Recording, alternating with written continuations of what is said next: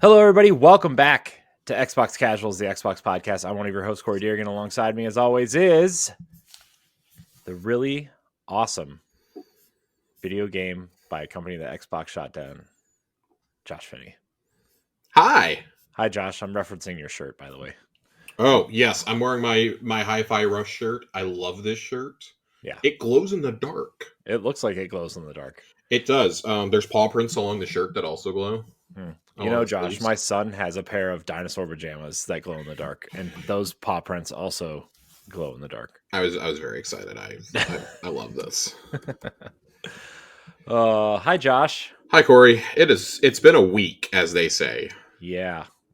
Did you enjoy the Nintendo Direct today, Josh? So, fun fact, I actually have not slept well at all for like 3 or 4 nights. So, I took a personal day today, and I was asleep during it. Yeah, it's fine. You didn't miss anything except for some. However, when I caught up on it, I actually really did like some what was announced. I was a fan. Got to see more Metroid Prime 4. Always going to be a fan of that. Yeah, that Marvel side-scrolling beat 'em up looked cool too. Yeah, I think the 3 Nintendo games that we saw were actually like really, really good. Metroid Prime 4 Beyond, obviously. Still just slated for 2025, no definitive date. To me, that screams that if GTA doesn't come out this year, they'll release it. If GTA does come out, this will be a Q1 game. I think them being deliberately ambiguous about it is a thing. Also, like having it here and not at next week's event is a choice. Well, I think they want next week to focus strictly on Switch. Sure. And that's the conclusion I came to. It's just, man, it feels like this is just like typical Metroid shit that happens to it all the time. Like, yeah, fair. It is. We talked about this before on multiple other podcasts, but Metroid is a franchise that is loved by like just gamers in general, but it is not a profitable franchise for Nintendo. It never has been. No, I think Dread was actually the first time it actually was. Dread is the best-selling one, and it still sold under like 4 million copies. Yeah, and it sold more than every other Metroid 2D game combined. Yes. So. And it's so weird, like when you think about that. Super Metroid is frequently cited as like one of the greatest games ever made. Metroid Prime is very highly regarded. I have Fusion in my personal top 10. Yeah, Fusion's good. There's not the only bad Metroid game is Other M. Okay, let's just get that out of the way right now. That's the only bad one. I didn't finish it, so I played a little bit of it. I did not own a Wii U, but I was like, oh, hey, Team Ninja, Metroid, it can't possibly be as bad as everybody was saying. Oh, it was as bad as everyone said. It was something. It was bad. Rhythm Heaven? We got a new Rhythm Heaven. I'm actually excited for that. I like any type of game like that, so... You know who else is excited? Edward Varnell. Edward Varnell, who we will be discussing Nintendo Switch 2 news next week, so... Yep, next Wednesday live. I'm very excited. Yeah, so far it's you, me, Ed, Stephanie, and maybe Laurent. So God, it's gonna be good. I'm excited. So it feels like the biggest news coming out of this, though. Like there were some games announcements coming to Xbox. Dragon Quest 1 and 2 HD. We got a new trailer for that. Glad it's in a pack, like a dual pack. Yeah. Oh, it needed to be. I'm sorry. Marvel Cosmic Invasion was the big win for me here. Yeah, that game looks awesome. That looks awesome. It very much looks like a 90s beat 'em up. It's from the same team to make Shredder's Revenge, which we both really, really liked. Yes. It was, I'm curious to see if this comes straight to Game Pass, considering Shredder's Revenge did and is still on there. I wonder. Yeah. But it's the Marvel license, so probably not, I would be willing to say. Yeah. Just on account of it being Marvel, but hey, Xbox does have a relationship with Disney these days. Patapon, even though that's not an Xbox game, the Patapon game's coming to Switch was really cool. Yeah. Really cool announcement. And I love Monument Valley. So very excited for Monument Valley to be coming to Switch. Yeah. And those will also come to Xbox as well. Yeah. I'm surprised you didn't mention any of these Shin Megami Tensei remaster thing. So I'm not a big SMT fan. I'm also like just kind of waiting to see what they do with those, because as of right now, I don't believe they're coming to Xbox. Mm-hmm. And it's not like, ooh, they're not on Xbox, I'm not going to play them. Like Persona 5 Strikers never came to Xbox either. So, Yeah. uh, I haven't quite decided how excited I am for these. Like SMT5 is the one I'm going to try to get. It just had a free play day weekend, and I did not play it during that. I have it on my shelf. I just haven't played it yet. That might be my next game once I play some more Avowed, which I still really need to get back to. I've been sucked into 33 Immortals. But yeah, I think like SMT is a franchise that like historically when they announce these games, they tend to announce them like in conjunction with Nintendo events. It feels like. Uh-huh. I don't know why, but like they had the SMT Fire Emblem crossover, Tokyo Mirage That Sessions. game is awesome. I love that game. I almost bought it a couple weeks ago when I bought my Destiny PS4. They had the collector's edition of that game at the shop, and I almost bought it For Wii U? Yeah, Yeah, I have it. It's back there. despite not having a Wii U, I was going to buy it. It was not badly priced. No. You can actually find that collector's edition pretty cheap. Yeah, it was like 40-50 bucks. Mm-hmm. Yeah, and total. the Xenoblade Chronicles X collector's edition is also relatively cheap for Wii U. But I think it came to Switch. That's the one that I need to pick up is the Encore edition. uh-huh. I want to pick that up and play it, but yeah, I think SMT is one of those that I feel like hasn't really gotten outside of its core audience of Nintendo and PlayStation fans. Mm-hmm. And that's totally okay. I think they've got to be looking at this going, is it really worth it? Like maybe the play day that they just did for Vengeance is going to be one of the catalysts. Like we've seen they can bring stuff way further down the line. It happened with the Yakuza Like a Dragon series. Mm-hmm. So I wouldn't be surprised. They have a very cozy relationship with Sega these days. Yeah. Especially when it comes to Game Pass. Wouldn't surprise me if, during the summer, maybe during Summer Showcase, like, oh, hey, we're bringing a whole nother collection of Shin Megami Tensei games, including SMT5 to Game Pass or something. Yeah. Also, here's Persona 6. Like, Persona 6 feels like it should be the biggest layup, like, ever for a third-party game at this point. Yeah. Going into Summer Showcase, but we do have some Persona news later on I want to get to. Just to kind of wrap some thoughts on the Switch Direct this morning. I know it's an Xbox show, but I really wanted to talk about this. The biggest news for me was the game sharing.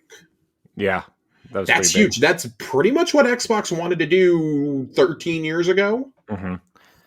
And we're finally at a point as a society and as a gaming culture where we're ready for it. Yeah, this is also good for like my kids are really starting to get in the games now, right? And I have 2 Switches, and they'll probably end up, I'll probably just hand them down to them when the Switch 2 comes out, right? Or like, find a Switch Lite used somewhere for one of them, and like, this will be great when like for like Mario Kart and Mario Party and stuff, like to play remotely or on the way to trips or anything. So sure. And I believe that I didn't read all the details on it, but I do believe it's limited to 2 people can share the license for one game. Is that I read that correctly? Unless I think if you buy the family plan, it's different. Or is that as part of the family plan? No, I think the family plan. It's I think it's still one for the family plan. Because I know they said that there's going to be more details coming in April about it. Yeah, they did show 3 people on the family plan though, and they were all sharing a game, so I'm not sure. For me, I just need to be able to share it with my partner. But we're really excited because I got tired of buying 2 copies of games. That's part of why we were still buying physical games. This honestly will probably kill me buying any more physical games for the Switch unless it's a collector's edition. Yeah, I actually been thinking about cleaning out my Switch collection, to be honest. Mostly because that Switch 2 is probably going to cost at least $400, and 400 I feel is conservative at this point. I feel like if it meets, and of course we'll know the specs next week. If the specs are reported what it is, I would not be shocked to see this go a little bit higher. Yeah. But 400 feels like the safe bet right now. Yeah. The first one came out at 300, I think. Yeah, $299. Yeah. Yeah, well, I was trying to remember in my mind because I spent like $600 that night Yeah, I did too. between the Switch, the Master Sword version of Breath of the Wild, getting all of the Zelda amiibo that came out, and buying a God, buying the Pro Controller day one was the best decision I ever made. Yeah, I've never put my Joy Cons in the holster to use. I only did it once to see what it looked like. I was like, oh, that's neat. And then like when I only had one Pro controller, and other people wanted to play, like used it. But I mean I like the Joy Cons. It's just God, the biggest thing you have to do with these new ones is the stick drift. The stick drift has to go away. mm-hmm. It's terrible. Yeah, it's bad. It's real bad, and Nintendo's been really bad about replacing them too. But Yeah. I'm hopeful. I'm optimistic. There's brand new functionality with them. We saw the C button today. That got accidentally revealed through Nintendo's little news app. That was funny. Yeah.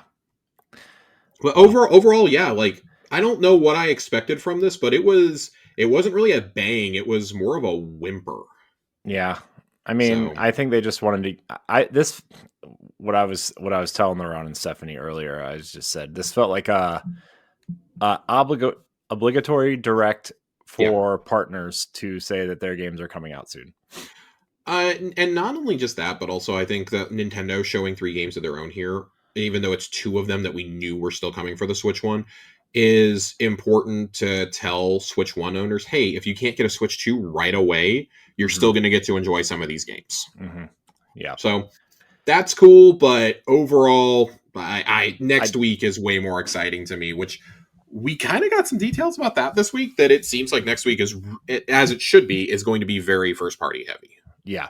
Which is, also something that we've speculated for about a year and a half now, is that first party is full steam ahead on that thing. So I would caution anybody who is expecting like just an onslaught of games next week to temper their expectations. Yeah, I would say most of it's going to actually be technical specifications of the console, price, release date, maybe show off. I think you I will would get say maybe, you will probably get 4 games shown. I would say maybe 3 first party games, and then like maybe a handful of indies and maybe third party ports at launch. But I would say max like 10 games max. So and that's being optimistic. I would infer based off what we saw today. Mm-hmm. I think that you're probably gonna get at least 3 or 4 first party games next week, which are just the easiest layups to predict ever. It's Mario Kart 9, it's 3D Mario. Take your pick of what else you think is going to be there, and you'll probably hit something. I wouldn't be shocked to see something Splatoon announced. Yep. And I think some kind of fighter is going to be there. Yeah. I don't think it's Smash Brothers. Even though Sakurai seems to be gearing up for something, I don't think it's Smash Brothers. I think he's done with Smash for a while. Plus, so like I think we're gonna get like an Ultimate Edition with like all the DLC characters. That wouldn't shock me. I think you'll probably see it like as a Switch 2 edition, like upgraded visuals and frame rate and shit like that. Mm-hmm. Maybe some more Echo characters down the line, right? Yeah, you could do things like that. I don't think they're done with it, but they're also not going to abandon that user base back on Switch 1. Yeah. Beyond that, I think that Sega is here in some way, mainly to announce Metaphor and Persona 3 Reload ports. Yeah, and again, we've known those have been in the works for like 2 years. Yeah, I think that Sonic Racing game is probably coming to Switch 2 also.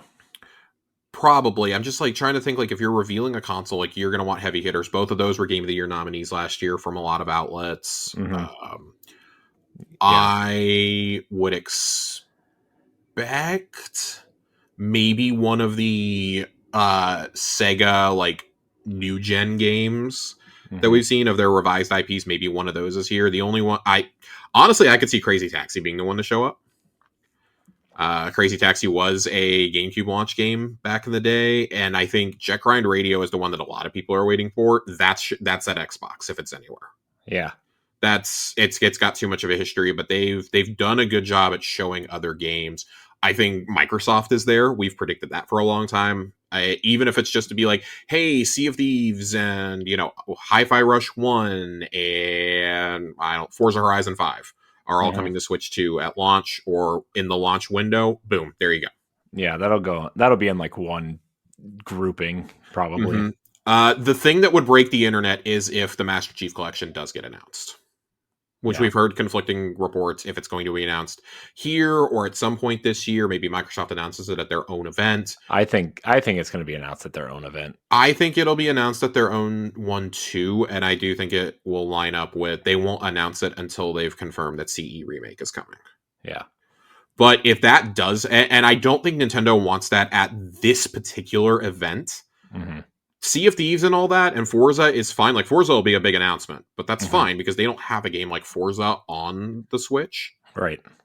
Halo would break the internet, though, because that's Xbox's biggest franchise going multi-plat. Yeah.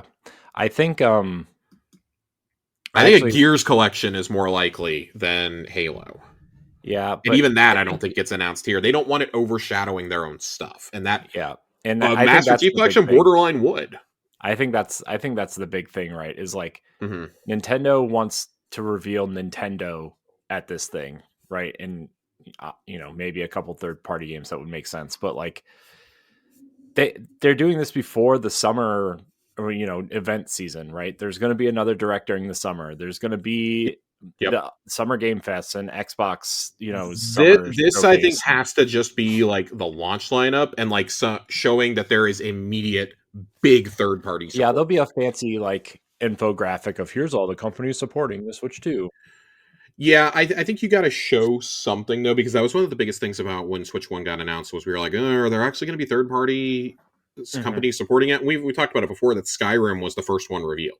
And that was huge. Even though Skyrim was, 5-6 years old at that point, it was like, oh my God, Skyrim is coming to Nintendo. This is massive. That's a big step forward. Maybe they get EA to show something here, even if it's just announcing that, hey, now that the specs are bigger, we can come out and we can start bringing these over and not have these shit ass versions of EAFC.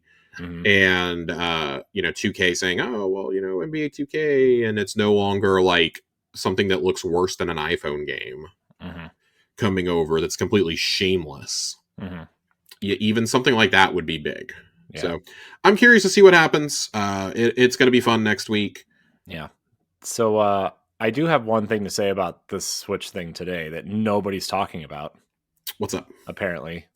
And Hot Shots Golf. Everybody's golf. Very, very excited. PlayStation game on this thing. Hot Shots Golf and everybody's golf. Yeah, I'm excited for this. This on the go because Mario Golf on the Switch did not do it for me.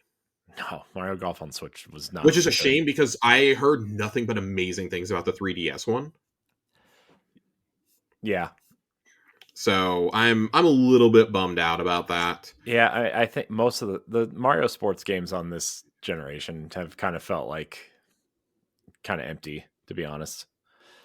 I mean, tennis had that kind of campaign thing going on, but it was still not very good. It was not very good, he says. Yeah, I also just not a fan. So yeah, it's sad when your best Mario spin-off games are Mario Party. That's all I'm going to say. Which is just a weird turn of fate for me. The aforementioned Shin Megami Tensei game you were talking about, Redo Remastered, as a matter of fact, is coming to Xbox. I was not paying attention. That is, in fact, coming to Xbox. So that's a spinoff that more aligns with Devil Summoner. Yeah. So, again, Devil Summoner spun out of Shin Megami Tensei. Right. So pretty excited. I will play this game, but I don't know when. Because let me tell you something, Corey. We're jumping right on into it. To transition out of the Switch talk, there has been a leaked domain for one of my favorite games of all time coming back. If you played anything from Atlas last year, you knew this was coming eventually. There's been a lot of rumors about it. A domain name for Persona 4 Remastered has been spotted. P4re.jp was registered last week by Atlas. 2 years ago, P3RE.jp was registered, and 3 months later, Persona 3 Reload was revealed at the Xbox conference. Or, if you remember more infamously, on Instagram by Atlas West. Yeah. We knew that this was going to come eventually. There was a leaker that talked about it last year. That person's credibility has like really been called into question, though, because of how they got said information. And most of the community has just shunned this person at this point. Mm. But this was rumored last year. I don't think any of us expected it to potentially come out this year, though. I think we all had this pegged for a 2026 release. I think it still will be. I want to be totally clear. I think this is probably going to launch in that, March, April timeframe, early next year. They seem to really love that. My problem with Persona 4 getting a remake, and don't get me wrong, like Golden still holds up to me, but it is very clearly a PS2 game. Mm-hmm. Golden is the Vita version. I should remind everybody of this. We are technically playing a Vita version of Persona 4, which is a PS2 game. Golden is the definitive version of this game, blah, blah, blah. I have problems with this coming out if it comes out before Persona 6. It has been almost 10 years since Persona 5 Vanilla came out. And then Royale took several years to come out, which, I mean, Royale is maybe one of the best re-releases of a game of all time. It is certainly better than base Persona 5, I'll tell you that right now. So this does raise some questions for me, like, okay, you're going to have to replace the entire voice cast, most likely. Like, Yuri Leventhal is not going to go play, a 14-year-old again. Okay, just straight up. Yeah. I'm cautiously optimistic for this. This game did need a bit of a facelift, but Golden's not bad. Mm-hmm. It's not as drastic of a change as like Persona 3 Portable to Reload. That was such a massive change because you're essentially taking a visual novel in a lot of ways and turning it into that, but with the Persona 5 style of exploration and things like that. So I'm a little curious to see how this will play out. Persona 4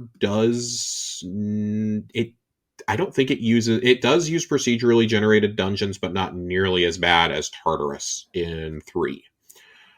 So I'm curious to see what happens there, or if they need to add another dungeon at some point, or whatever. This could be really, really cool. This could be really, really bad. If this gets announced with no Persona 6, then I would be much angrier.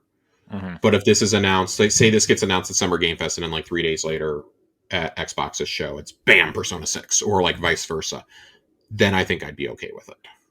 Yeah. Just you cannot announce this without announcing another mainline game. You can't give us another spinoff. So help me God, if we get another fucking dancing game, I might actually commit a crime. Where are they dancing this time, Josh? I don't fucking know, and I don't care. And I say that as someone who really doesn't mind the Persona 4 one because it actually had a storyline to it.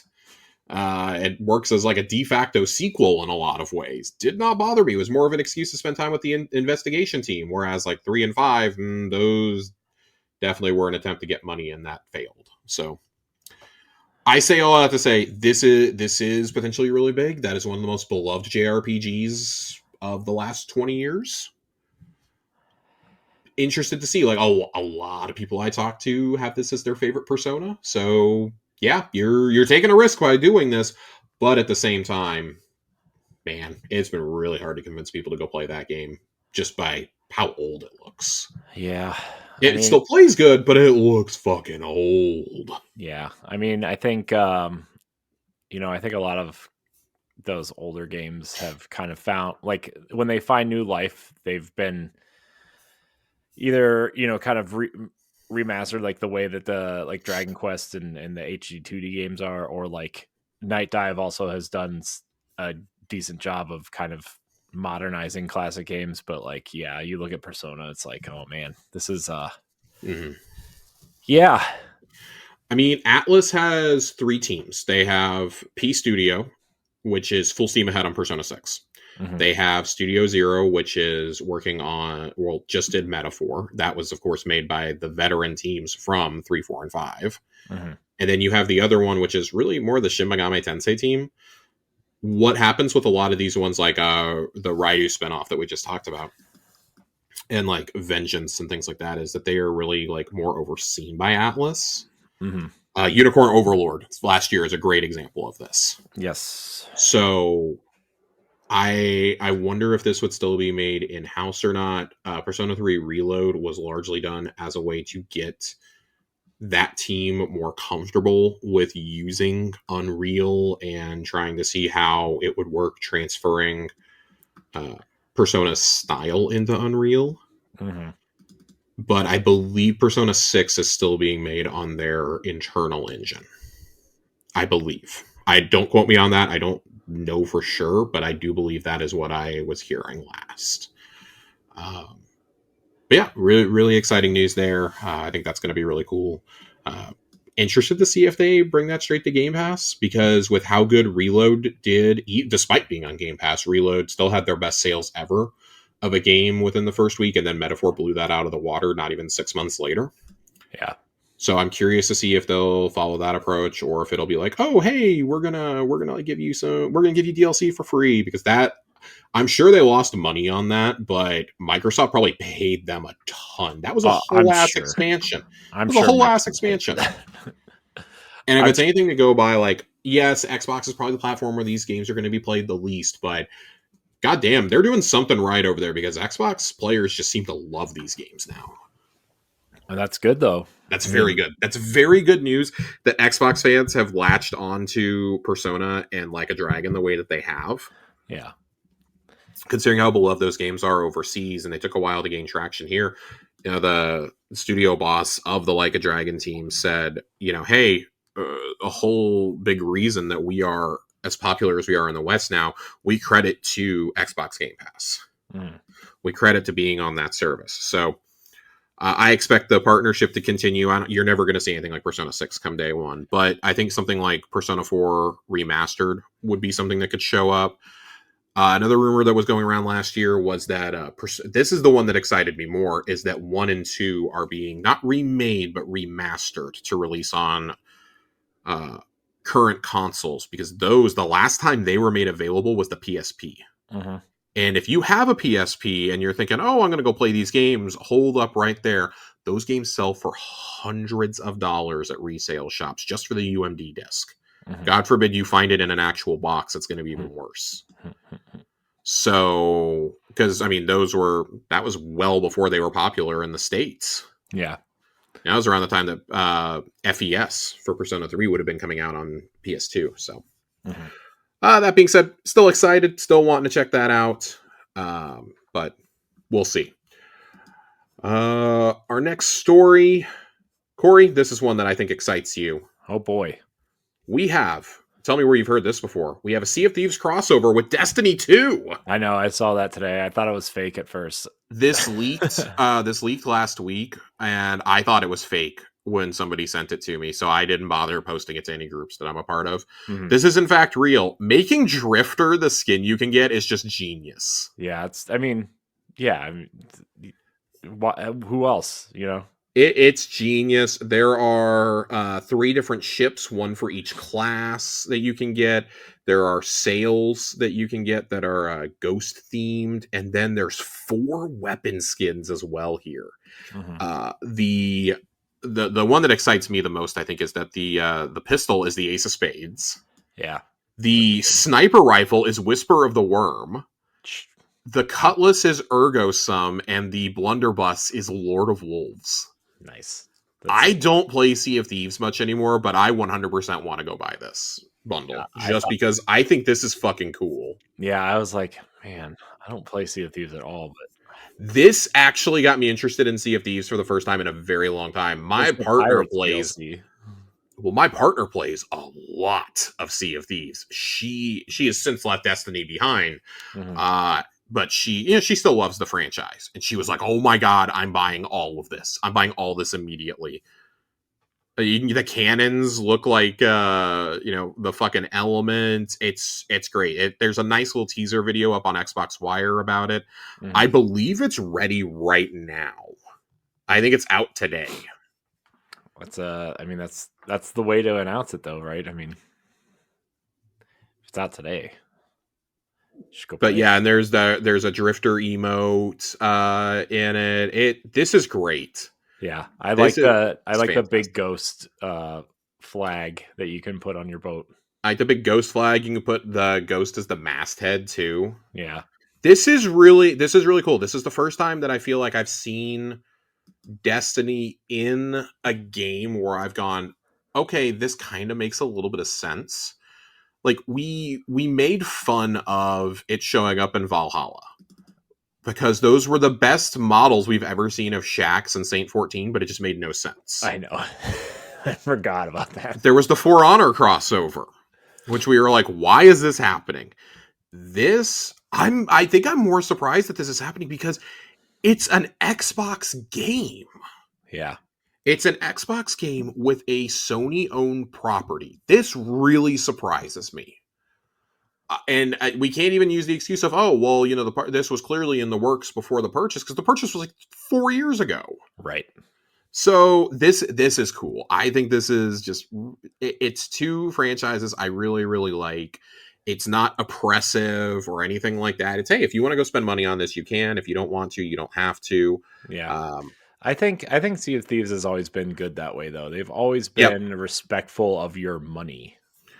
I feel that way for the most part. I think some of the microtransactions can get a little pricey, but hey, if this is your live service game you're playing, it's not too bad. Yeah. I don't actually mind it. They have the plunder pass now, and just a cool little thing. I thought to myself, man, I really wish that they would have saved this and shown it at Summer Showcase, but I don't think there's any way in hell that Sony would have let them do that. Yeah. But at the same time, this is a game that's also available on PlayStation, and we've talked about it before, how insanely popular this game was on the PlayStation charts. Yeah. Like this went from a game that should have been shut down to it is maybe the biggest Microsoft success story of the decade. And it has established itself as like this cornerstone franchise. The director of Sea of Thieves, I believe, was recently responding to somebody on Twitter or Reddit and basically saying, hey, it's our anniversary of the game, blah, blah, blah. We have plans for this game for the next 5 to 10 years. It's crazy. We want to keep supporting this game. I mean, dude, it makes them money hand over fist. I know. I think Xbox is like, sure, but please, can you get working on a single player game for us? Can you get Everwild out since you announced it 6 years ago? Where is Everwild? Is it okay? Is it all right? Stop building your trucks and banjo nuts and bolts and get back to work. I am very excited for this. This is a cool little thing. But speaking of PlayStation, Corey, these things are just lining up themselves. I love it. Xbox is absolutely dominating the PS5 charts right now. In the top 15 games for pre-orders right now on the PlayStation 5, 5 of them are Xbox games, including 2 versions of both Forza and Indiana Jones. Yeah. Which is just really, really wild. And it's not just in the US, it's in every region. Every region is doing this. Reset Era was posted about it. And I should note, in a US PlayStation store, according to The Verge, Indiana Jones and the Great Circle and Forza Horizon 5, the premium $100 versions of these games are the best selling. That doesn't surprise me for Forza. That floors me for Indiana Jones. Well, you get the Last Crusade costume pack, Josh, and the Lion Whip. I think this is just wild to me. Indiana Jones and the Great Circle, of course, comes out on PS5 on April 17th with the premium access on the 15th. Forza Horizon 5 is arriving on the 29th. Just fucking wild to me. Fucking wild. Yeah. It's crazy, man. It's crazy, but this is exactly what they want. Yeah. This is exactly what Microsoft envisioned. Tom Warren goes on to say here, CFDs debuted on PS5 in April 2024, and Sony revealed it was the top seller across US, Canada, and EU. A month later, it remained in their top 10 list for 6 months. It's so crazy. It's crazy, and I had reservations, and I still think that how they announced Indiana Jones coming over was absolutely atrocious and should never be repeated.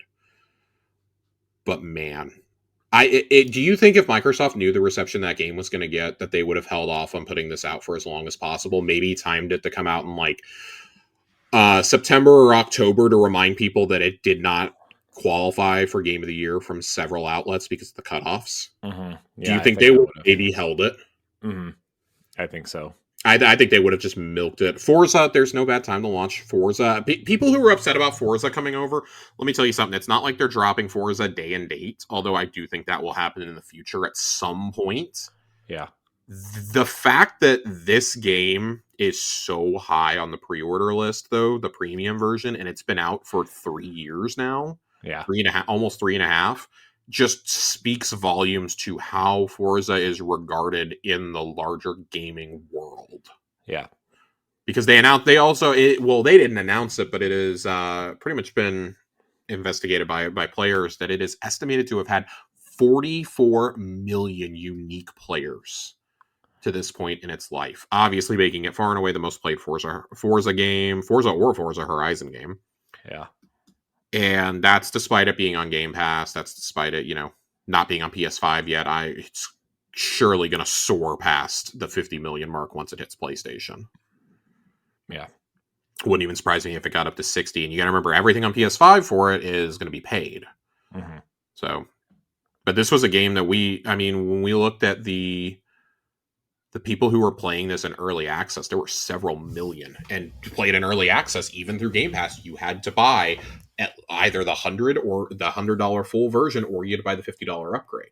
Mm-hmm. Every single person I know who played this game or who has played it to date bought the premium version.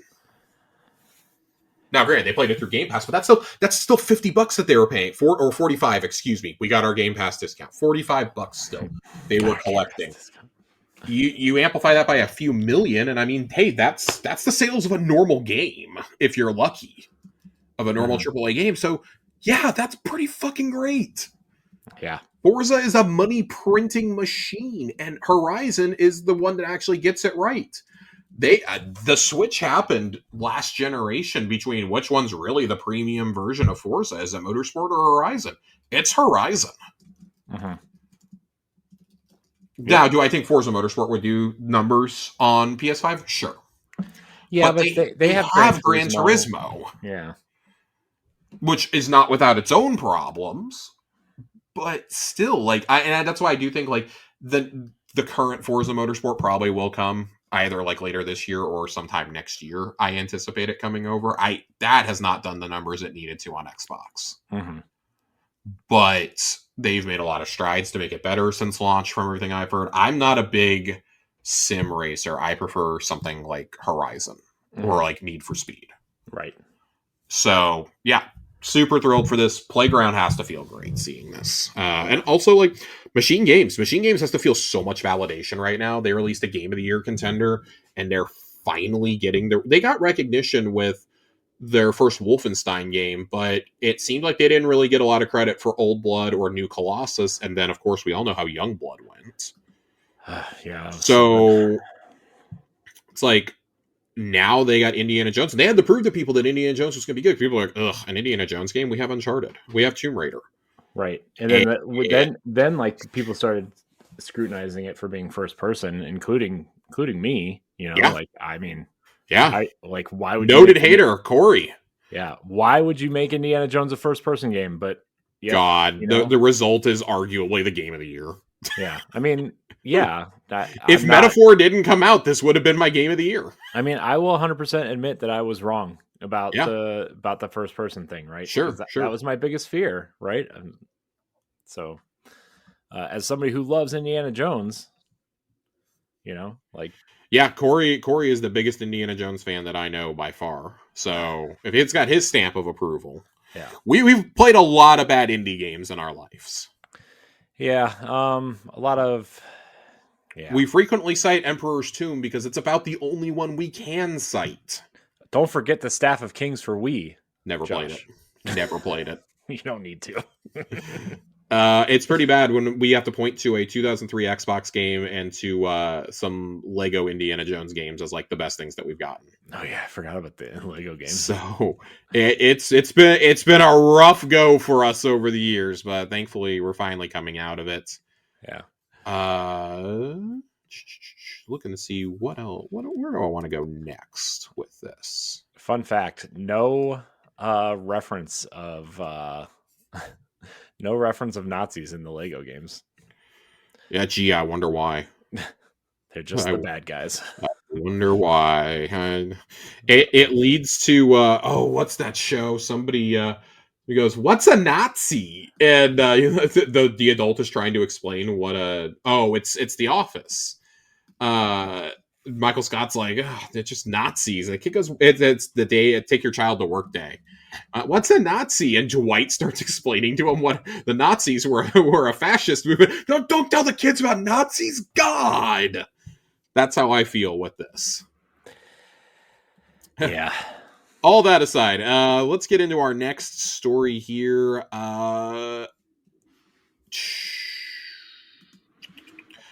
All right, we got to go with this one. I probably should have led off with this because it was big, but it's been a while, so I kind of forgot about it. Microsoft posted a UI concept last week showing Steam on Xbox before they hastily removed it. Yeah. Oh boy, this was one of the funniest possible things that could have been shown. It came out during GDC. They showed a new Xbox UI across multiple devices. Once The Verge asked them about seeing a Steam tab, though, they deleted it very quickly. Not before screen grabs were made, though.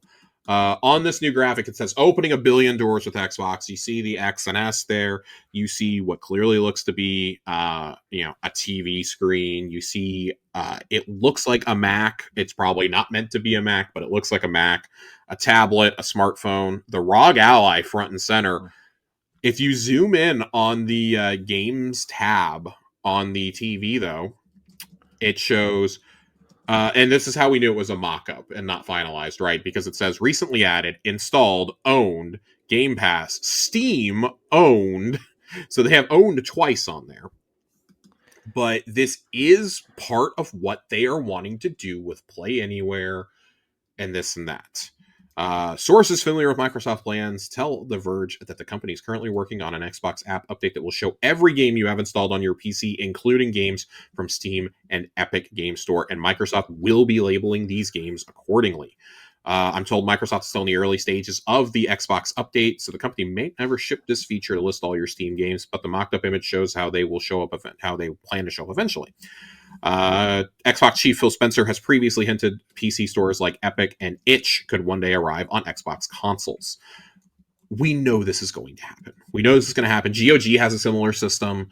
I fully anticipate this being a feature. And I think it's going to be sooner rather than later. Like, if this is not something they announce at the summer showcase, I'd be floored. I think I don't like announcing hardware and UI updates at something like that. This is so big, though, that if they could walk out there on stage and say Steam, Epic, and Itch are now available to be listed inside the Xbox app, that would be big. Maybe they save that for their like expanded showcase or something that they do on like the Tuesday or Wednesday after. Maybe they save it for that. Either way, I think it gets announced in June, because they're going to want to make that push. They're going to that is something that they can have that the Switch doesn't have, and that the Steam Deck doesn't have. I mean, and PlayStation doesn't have. Well, I mean that one went without saying. I wasn't even going to bring that up. How do you think? How do you think they would? How do you think they would respond to that since their games are on Steam? So supposedly, people with inside knowledge of the matter have said that Sony will, because there was speculation about it after this, that Sony will probably block games, and supposedly, of course, within Sony, within SIE, says that they don't particularly love this, but they're not planning to block those games. And I think it's because they realize, like, well, shit, so many Xbox games are on PlayStation right now that if we did this, we would look like gigantic dicks. Oh, as opposed to like the crossplay stuff they tried to block, or Right, but like this would get so much No, I media know. attention though, like Yeah, way more than that. That was over and done like in a week. This would not go away. yeah, no, it wouldn't. After the gigantic olive branch, like I would even be willing to make the argument of like, well, okay, I get it. Like none of Microsoft's like premium franchises are over there, and they're dropping Indiana Jones, Forza Horizon 5, and they already brought Sea of Thieves over. If it was just like, oh, Pentiment and Hi-Fi Rush and, Grounded, then okay, fine. We're still feeling this out. No, they're fucking full steam ahead over here. Like, you can't do that. Like, Microsoft has dropped maybe their biggest chip other than Halo with Forza coming to PlayStation. Yeah. So just like get ready. And honestly, Microsoft just seems to be like trying to stake their claim in this space because this is the way that the wind is blowing, and they're seeing that. Yeah, and They're they've always ahead with that with the handheld too. So Microsoft has always been that though. They've always seen the curve before it happens. They're just too early, like every single time. They're always too early, and they just don't execute well enough. Yeah, a lot of the time. I would have to go way back to find the last time they executed something good. Yeah. Like, I guess not that far. Like, I think cloud gaming has genuinely been a revelation. Yeah, I mean, I told you once before, but my nephews are like obsessed with cloud gaming. They love it. I think the only game they have downloaded is Fortnite. They literally play cloud gaming on everything else. Yeah. And I mean, I like that. They're trying to future proof in any way they can because they've realized that they are not going to be able to make up ground in the home console market. Hence why they're shifting the next Xbox to essentially be a PC and an Xbox shell, which, hey, I think that's kind of great. It's gonna, if they know that eventually PC gaming is the way that most gaming is going to go. And guess what? You're getting people involved in there early. Let there be some upgradable components like you did, like PlayStation did with the PS5. Let me upgrade my hard drive in it. You know how big it would be if they sold kits that were like, hey, go install your own, like, here's how you install more RAM in your console. Like, they don't care if you play it on their console or on the PC. You're paying for that game no matter what, or you're paying for a Windows license or whatever. Yeah.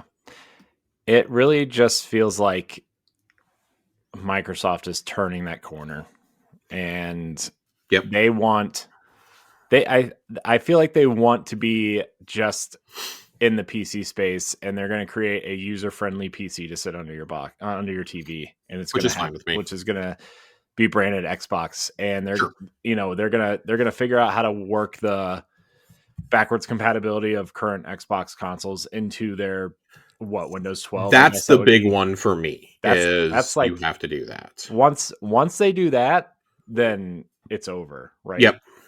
In terms of just like a traditional console from Xbox. So they just want to be in that space. They'll continue to make hardware, but it'll be similar to like, oh, well, they have Windows, right? But a lot of people make desktop PCs or laptops, right? But they also have their Surface line, Yeah. The Xbox brand will just be their, gaming brand, I guess. Or they'll partner with someone like Asus. They seem to have a really good partnership with Asus, right? So yeah, it's been reported for a little while that Microsoft will probably outsource the production of whatever box they make or their handheld to somebody else. I don't know if that will be with Asus necessarily, but it does feel like that's the way that the tea leaves are starting to be read. The Project Kenan, whatever it fucking is, that Jez Corden was reporting on a couple weeks ago, and we talked about on this last episode. It feels like that is the testing ground to see if people are actually interested. So, and if you are, great. Then we can pull full steam ahead. I think that the first wave of these will still be made in-house. But this next generation, make no mistake, this will be the last generation Xbox personally makes themselves. Yeah. I think that they will continue to keep somebody on like Jason Ronald as leading like device development with partners. Mm-hmm. and you'll start seeing like that made for Xbox branding or something, or they'll partner with Asus to make sure that the Xbox guide button is on there. Like that's the big thing, I think. And you'll see those like green stickers that they have been putting on like monitors and stuff, right? Yeah. Built for Xbox or whatever. Mm-hmm. Which really is just the way to ease those of us with apprehensions about PC gaming into the space. Mm-hmm.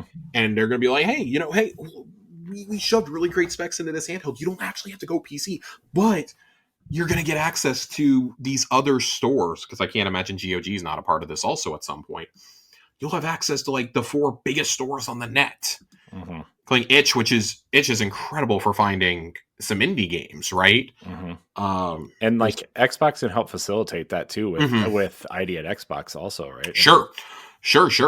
I would be shocked if they didn't have their own like ID at Xbox section, but they have to completely redesign the store because the store sucks. Mm-hmm. It sucks. But all 3 of the platforms for consoles suck with online stores. They're all bad. I don't know, man. That Switch one's pretty good. That Switch one's pretty shit. That thing has lagged since 2017, and it's only gotten worse with time. And it's also just, at least Xbox doesn't have a bunch of shovelware shit, or at least as much of it. Yeah. There is a lot of that on PlayStation and Switch especially. Switch is terrible about it. So it does give me hope that, like, oh, if you have something like that, like, okay. And also, like, you can just, like, kind of deal hunt for who's going to have the best deal on a game, which, spoiler, a lot of time it's Steam or GOG. Nobody cares about the Epic Store except for Fortnite. So the Riot client would probably be a part of it at some stage. But, man, you really have a chance to do maybe the most revolutionary thing in gaming since the Switch came on the scene. Mm-hmm.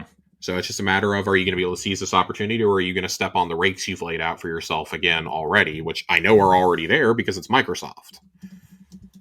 Keep Aaron Greenberg away from it. I say that jokingly, but not really. Yeah. Next story up. VGC is reporting that multiple publishers are ready to delay their games to avoid the GTA 6 onslaught. And at least 2 live service developers have said they will shift major updates. Yeah, that doesn't surprise me at the moment. Who do we think are the ones ready to delay games? Microsoft has to be one of the publishers ready to delay games. It's not even a question. Yeah, I mean, you're definitely not one. Other than Call of Duty, you better be ready to shift everything. Yeah. Yep. So, market analysts are expecting GTA 6 to be by far their biggest release of 2025, and multiple major publishers are prepared to move their own releases in order to avoid it. Rockstar Games always suck a lot of money and, more importantly, time out of the market, said the boss of one of the world's biggest game publishers. We don't want to be anywhere near that. We are working out multiple different plans for our titles. Another senior exec is said to have added, even without GTA, it's immensely difficult to find free time for new games to shine. Time is a real scarcity for us, not money. It's tough out there. A third AAA publisher based in Europe said their most significant concern is if GTA launches at the end of October or early November, giving it little space to maneuver its own titles. We don't want to launch just before or after this game. If it arrives in late October, that means you either have to launch early, which a lot of people seem to be doing with a recent glut of summer release dates, or go later, putting you up against Black Friday sales. Also, would take you out of contention for a lot of Game of the Year nominees. The 2 developers of top 10 live service games suggested they would move significant updates out of the way of the GTA 6 launch window. It is a huge meteor, and we will stay clear of the blast zone, said one studio boss. We will nudge our release dates back or forward 3 weeks to avoid it. Of course, the problem is everyone is going to do the same. For 3 or 4 weeks before or after GTA 6, you're going to get a load of games dropping content in what they believe will be the safe zone. Andrew Wilson has suggested the same to move the new Battlefield game. So Microsoft has to be one of these. I don't even think it's a question that Microsoft is absolutely one of the ones in either category that is ready to move shit. Yeah. They're not worried about Call of Duty. Call of Duty is maybe the one franchise that will be totally fine. Yeah, and I also think if Nintendo puts out something major, something like Mario related, I think that'll Yeah, probably be safe. if it's Mario, if it's 3D Mario, and obviously like Pokemon Legends, like Nintendo will survive it. Mhm. Metroid will get steamrolled. Yeah, I love Metroid. It will get fucking steamrolled here. yeah. So I do think that it's funny because like Microsoft and Nintendo are probably it's probably two of the three here. EA clearly is concerned. I would say, I mean, 2K obviously already has their own plans because Borderlands is coming out in September. So I'm shocked that they're gonna put out so many games in the same like window. yeah, because like I mean you got to remember they put out 2K every year in September also. 2K is another one of those though that like it's going to survive no matter what. It's going to do its I know, sales. but usually the sports people that also play GTA, Oh, I know. GTA is one of the very few franchises that like transcends pop culture Yeah. for games. So like again, like the estimates is that it's going to pull in over 1 billion just in pre-orders alone. Yeah. That's insane. So Will you yeah, be pre-ordering GTA, Josh? yes. Yes. It's unless it somehow costs more than $70. Yeah, I don't I think do so. believe this will be I mean, obviously, this is going to be a $70 priced game. There was speculation that it was going to be 100, and I have said that I will not pay $100 for this game. No. It better come with like tons of shit for GTA Online if I have to spend that much. But GTA 6, I will 100% be there. I will pull up day one. I've never bought a GTA game on day one. Yeah, I never have either. I Well, I haven't. lied. I got Vice City. I think I got GTA 5 when it first came out on PS5 because it came with my PS5 in that holiday bundle. Hmm. And then I promptly turned around and sold it so I could buy other PS5 games. Hmm. So I never played GTA 5. I I have a lot of opinions on GTA 5. I think GTA 5 is a really, really solid game. I actually really like the storyline of GTA 5. I think that the three characters are fascinating. But everybody comes away from it being like, Trevor, Trevor. So you don't like Trevor at all. I think Trevor he's an interesting dynamic to have in that. And I totally understand the story that he has like with Michael and Franklin. But like Franklin is like the real damn, I really like this character of GTA 5. Mm-hmm. Um, so I do like it. I've obviously played through the whole storyline. I've gone back and played a few missions here and there that I just really liked and I wanted to play again. Mm-hmm. Um, some of the earlier heists with all three of those guys are just a blast. But yeah, I played a lot of GTA Online when it came to Xbox One. I played a lot of it. I played a lot of GTA 5 during COVID because it took it coming to Game Pass for me to finally play it. Mm-hmm. It came to Game Pass right around the beginning of COVID, and that's when I played through GTA 5 story, and I was like, damn, this is actually like pretty good. I hadn't played a GTA game. I skipped 4 entirely. I hadn't played a GTA game since San Andreas. So it was kind of weird coming back after like 15 years. And then I played a lot of GTA Online for those first 5-6 months of COVID. I played a lot of that in Sea of Thieves, funny enough. Crazy. I Yeah, never. I played with a whole group that was really into heisting, and it was a blast. Now, part of it was they had all the shit for the heist, so it was a lot more fun. It wasn't as Right. hard. It was a Right. lot. Flying motorbikes shooting rockets are a little wild, Yeah, it seems like it would make it a little bit more fun, huh? just a little bit. But I really did like the heisting element of GTA Online. That's the only thing I cared about in GTA Online, but it was fun. I liked that. Um, yeah, I'll pull up day one for this. It's going to be the biggest game of the year. Why wouldn't I be there? I mean, that's fair. It's funny because there's so many other games I'm excited for, like Ghost of Yotei, and this was just like far and away going to be the most anticipated game for anybody this year. Yeah. So we will see how that one goes, but that was big. It should be noted, going into our next story. This story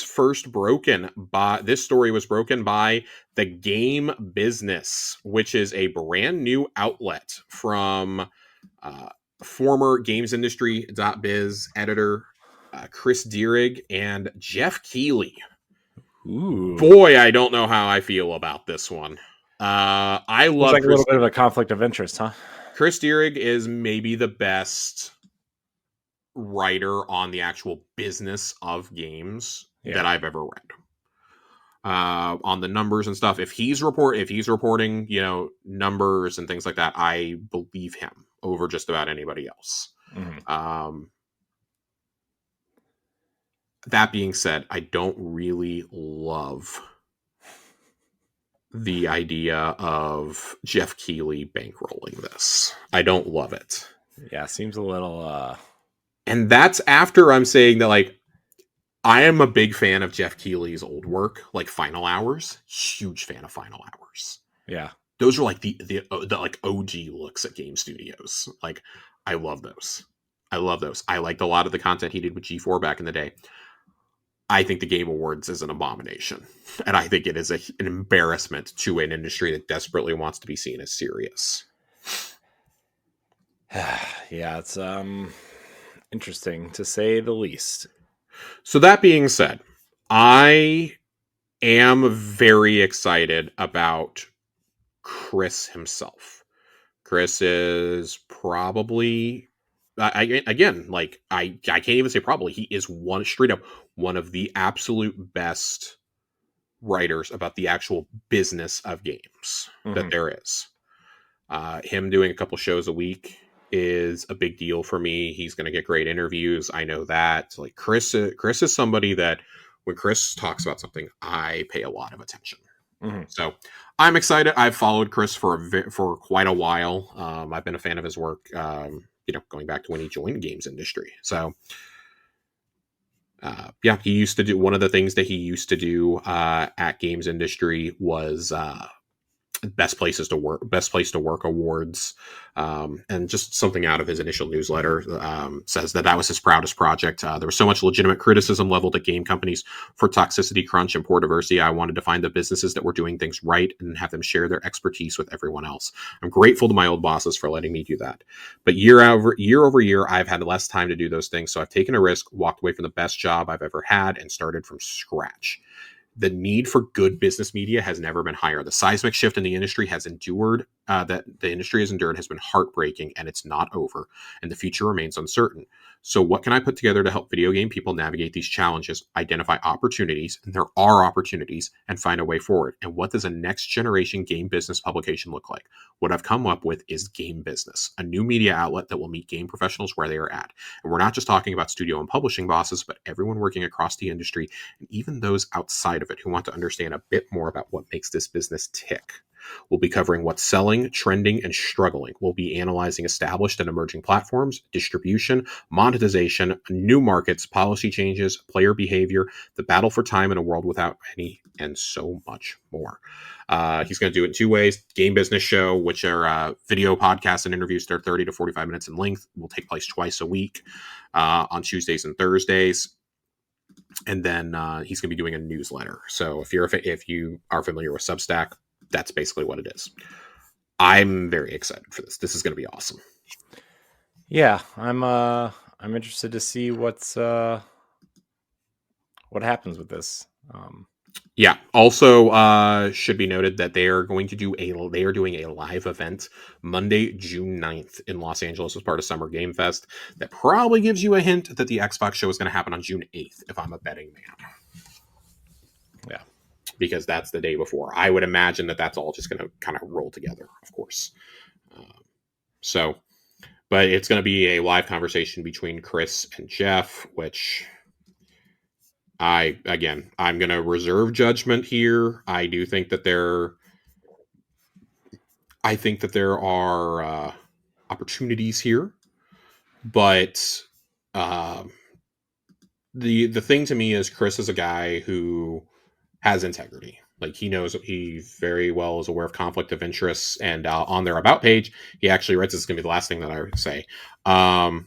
Game Business is backed by Jeff Keighley, creator of the Game Awards, but exists as an editorially independent publication.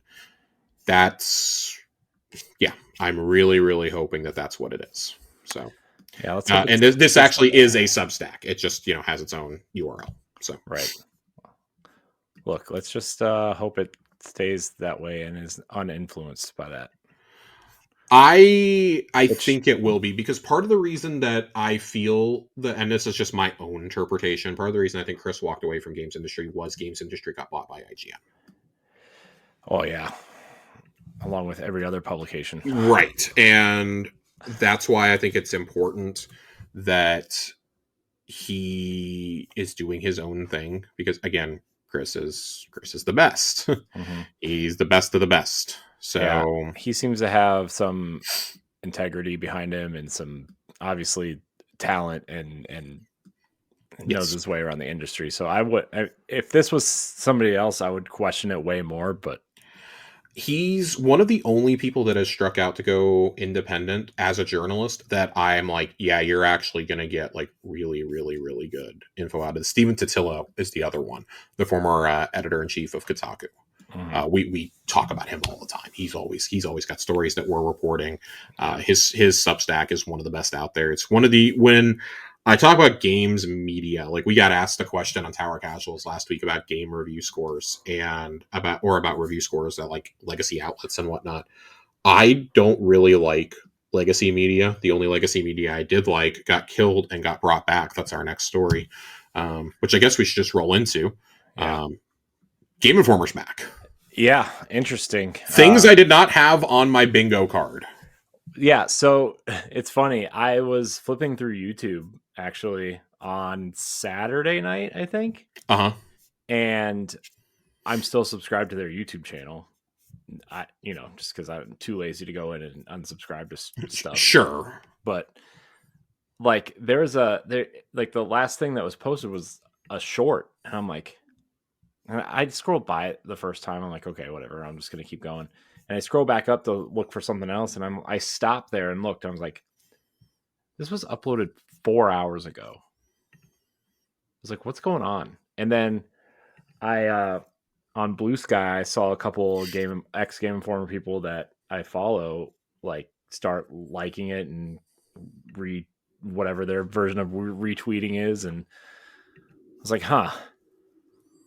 Are they really coming back? Because I had heard the rumor that they were pitching either Game Informer or a magazine like Game Informer around to try to keep that team together, right? Sure. Alex Van Aken told me that at PAX West. I had a conversation with Brian Shea about it, and yeah, big friend of the show, Brian Shea. Yeah, part of the Bossies. It's back, and Gunzilla Games is yeah. So therein lies my problem. I'm glad you brought them up first. Oh boy, I was real excited until I saw Gunzilla Games. Gunzilla, for those who are unfamiliar, because I had heard the name float around before, is a company that is working on blockchain, Web3, and NFT games. And oh boy, I don't know if you guys know this, I fucking hate all three of those things. Now, that being said, they are backing them. They are saying that they are remaining independent. We'll see how good that goes. This clearly has been in the works for a while, because the website went live a day or two ago and had backdated stories. But then today, I think it was posted today for the first time, they had 25 games that came out between the time Game Informer shut down and this month, leading all the way up to Assassin's Creed Shadows. And they were actual reviews with scores. The entire team is back. Alex said on Twitter that everybody received a raise also. Yeah, and a couple of them got promotions. Yeah, several of them got promotions, including Alex. Mm-hmm. Matt Miller is back as the editor-in-chief. This is genuinely incredible news. I hope for nothing but the best. I'm going to remain skeptical. Not just because of the conflict of interest, but also because it's a blockchain company.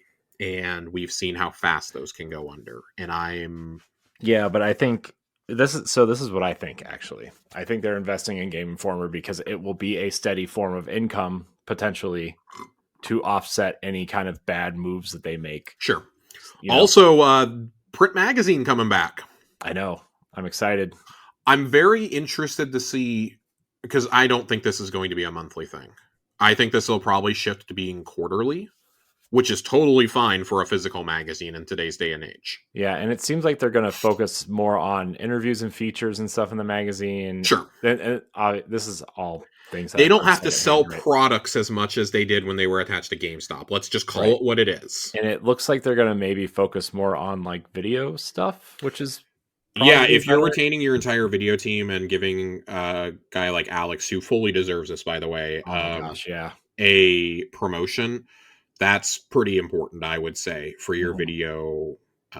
video team. So I'm stoked. I'm very that's 2 outlets in a week that we've had announced that I'm going to be cautiously optimistic about, but I really love the leadership at both. Mhm. So, I mean, with Matt and Brian still leading Game Informer, that gives me a Mhm. lot of hope there. I don't think that if they felt there was a conflict of interest, I don't think they would have stayed. Yeah. I want to be honest. Those guys are very, they're on it. Yeah. I always felt like Game Informers, I mean, for the last decade at least, even longer, like I always felt like that team, despite the reputation of GameSpot and GameStop, was always like they were always true and good. Like they had good intentions all the time, right? Like I it still don't felt like know if that. you've had a better EIC in games media in like the last 20 years than Andy McNamara. Yeah. So, and Andy was a guy who came up from within. Yeah. I mean, He's he talked started about there. it a lot. That Yeah. he tweeted about it this week. How surreal it was that the Sonic the Hedgehog account was welcoming Game Informer back with a shot of the very first Game Informer ever, which was a cover story on Sonic. Yeah. And he was just like, "This is such a huge full circle moment," because he had been working at GameStop and then started writing for Game Informer, was the editor in chief like within a year or two, and stayed there until he left to go work for EA. Yeah. He's still there, right? Yeah, he's still at EA. Andrew Reiner, who had been there almost as long as him, took over as the editor in chief for about a year or two, and then he left for Gearbox. He's still there. Mm-hmm.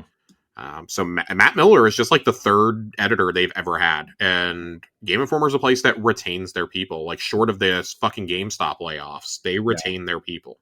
Yeah. So, People don't leave on their own volition. no, and for what it's worth, games industry was very similar to that. Yeah. As well. Rebecca Valentine, we talk about her stories a lot. She went to go work for IGN. She got her first big gig in games was writing for games industry. Mm-hmm. So yeah, very very excited for both of these outlets. I've signed up for the Substack for game business, and I've signed up to get information on Game Informer. Obviously, we're very excited to have them back in our stories. Yeah, cool thing too is like you can go look at if you have a Game Informer account, not even a paid one, you can go look at the last 130 issues for free on their website. Yeah, which is cool. That's 10 years of Game Informer. Yeah. So I really love that. I think it's going to be harder, obviously, to get further issues back, but I would really love to go back and be able to read like some of the stuff from around the launch of the GameCube and Xbox, because that was when I first started reading Game Informer when I was 9 years old. Mm-hmm. Probably not something you should have been giving to a 9-year-old.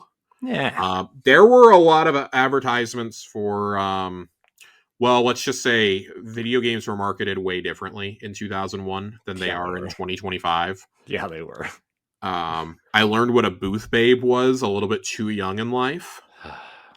Were they handcuffed to DSs or whatever Nintendo had out at the time? I mean, this would have been the GameCube reveal, so no. But that's how I learned about Zelda. That I reference the Halo Combat Evolved review every chance I get. That's I thought you were gonna say you were gonna reference the Halo booth babes. Remember that? No. I remember, but like hearing like stories of E3, and I was just like, oh, that's weird. Like I don't remember who wrote it, but it was one of the guys who had been there forever, and it just shows you how much games media has changed. But like talking about like pissing in sinks at the E3 bathrooms and stuff because like they were so filled up with like people getting sick from like parties and whatnot. It's like, oh, thank God that like this frat boy culture has disappeared in the last 25 years. So for the most part, in some places, let's not even say for the most part, like in some places it has. So yeah. Overall, though, really excited for these two legacy publications to be coming back. Well, for a new publication and for Game Informer to be coming back. The games media is better when folks like Brian and Matt and Chris are reporting and reviewing. Mm-hmm. It is just a better industry overall. So yeah. I'm excited. And, they're not owned by a major corporation. Neither one of these are owned by a major corporation, which is really important. We've talked about Stephen Totillo and GameFile. Like, that's been one of the more important publications post-COVID, I think. Mm-hmm. Jason Schreier is over at Bloomberg, still fighting the good fight. But it's really important to me that people who don't have corporate overlords sitting over them are here, because GameSpot is owned by CBS, and just about everybody else is owned by Ziff Davis at this point. Yeah. Which is not good. Yeah. So that creates a monopolization, and we talked about that before. And no need to relitigate that, but it is a problem. One of the only ones that really was independent and doing independent reporting was Kotaku. Of course, Kotaku has had its share of problems over the years. A lot of those editors who left or got laid off actually made Aftermath about a year ago. Maybe not even a year ago. I'm probably just misremembering things, but Aftermath is another good one that I like to read. They do really good features over there. So yeah, support independent games media. Yeah. We talk about this all the time. You don't like scores. You don't like, IGN said this, even though it's like 15 different people that you're talking about in regards to scores on a series. Like, good, go support independent media like this. Josh, I have one important question about Game Informer. Hit me with it. What will be their first super replay? Jesus Christ. I hope they revisit Blue Stinger. It's my favorite one. I hope they just pluck like some really obscure like Super Nintendo game. Like, they have so much stuff that they can go and cover now that has happened. I did like that they had a 10 out of 10 thrown into all this, and that was Astrobot. Yeah. Some of the quick reviews that I read, Astrobot got a 10 out of 10. Avowed got an 8.25, I believe. Metaphor got a 9. And Assassin's Creed Shadows had an 8. So, yeah, just thumb through some reviews real quickly. Just clicked on a few that I was like, oh, hey, I've either enjoyed these games or, there's a lot of discourse around these, what they get. So, Indiana Jones and the Great Circle got a 9 as well, I believe. Is Game Informer recommended? Not arguing that.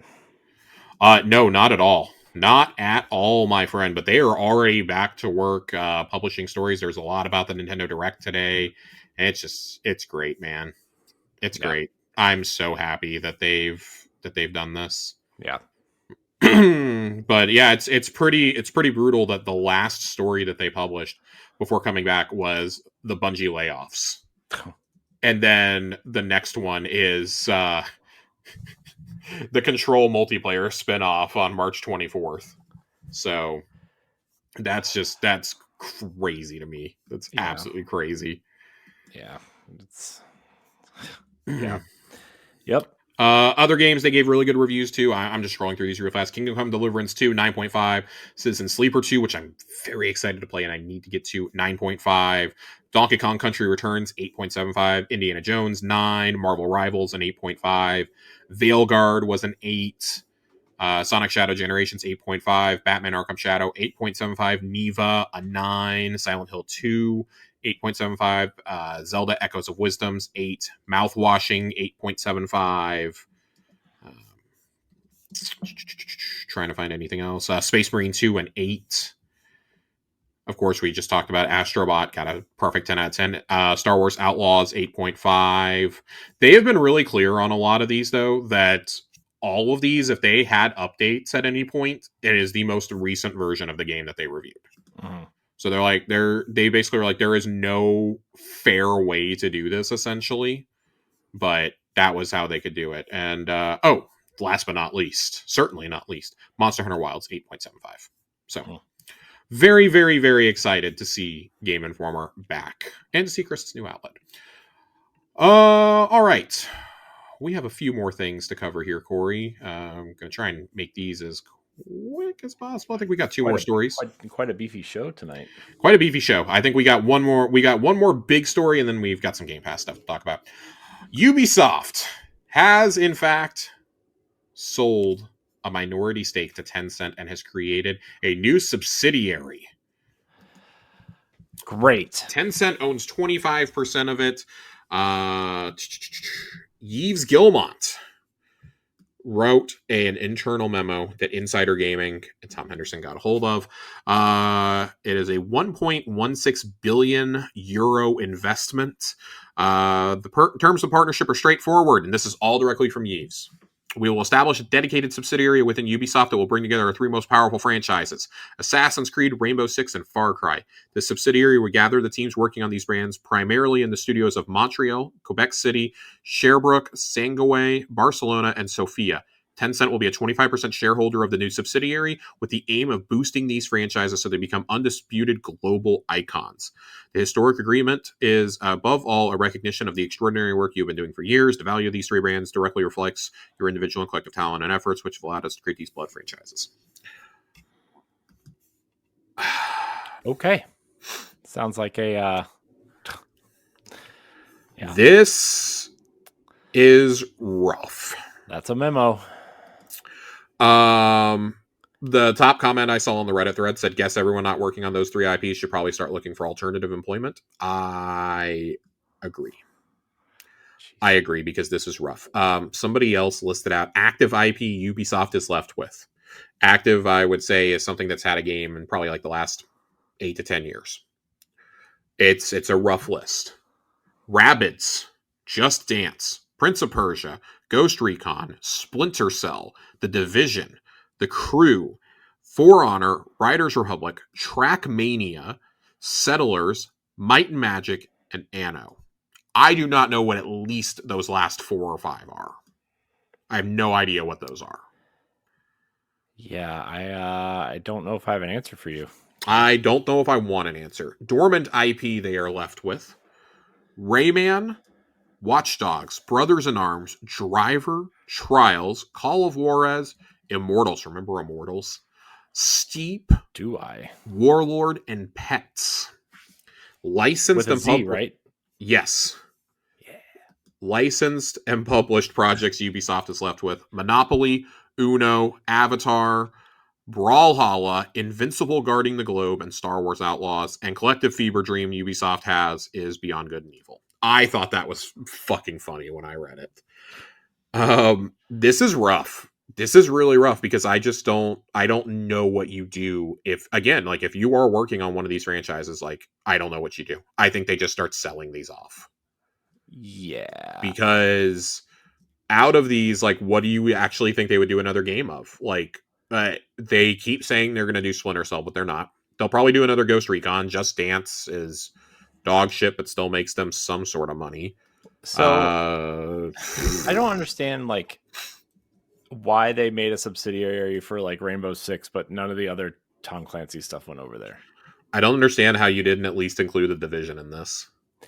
It would have been easier to say, hey, we're selling all these franchises that aren't like these 4. Yeah. Let's just be honest. Yeah. This is terrible. Yeah. I mean, this is it's not great, man. It's there was a follow-up email from their chief studios and portfolio officer, Sophie de Wabert. And in it, they say that I want to emphasize the agreement we announced is a powerful enabler and exciting opportunity. It will help us accelerate our evolution and improve how we make games with greater focus and agility.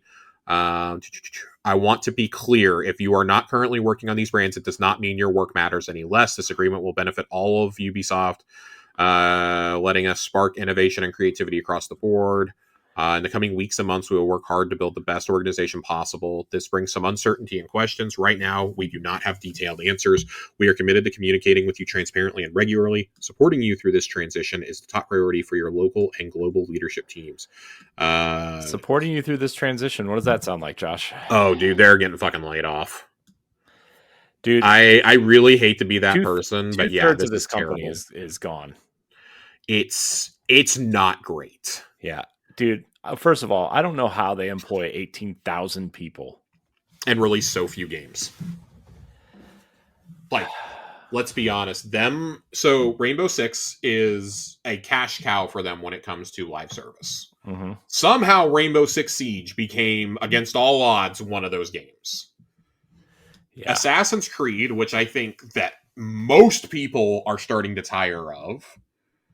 And then what was our third one? I can't remember. Fucking Far Cry, which I think Far Cry expired like 3 entries ago.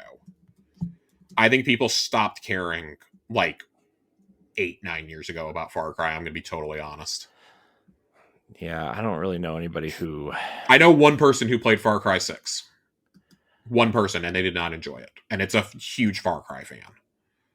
So, I don't know. Cool. Whatever. I think the only Far Cry game I've ever played was 3.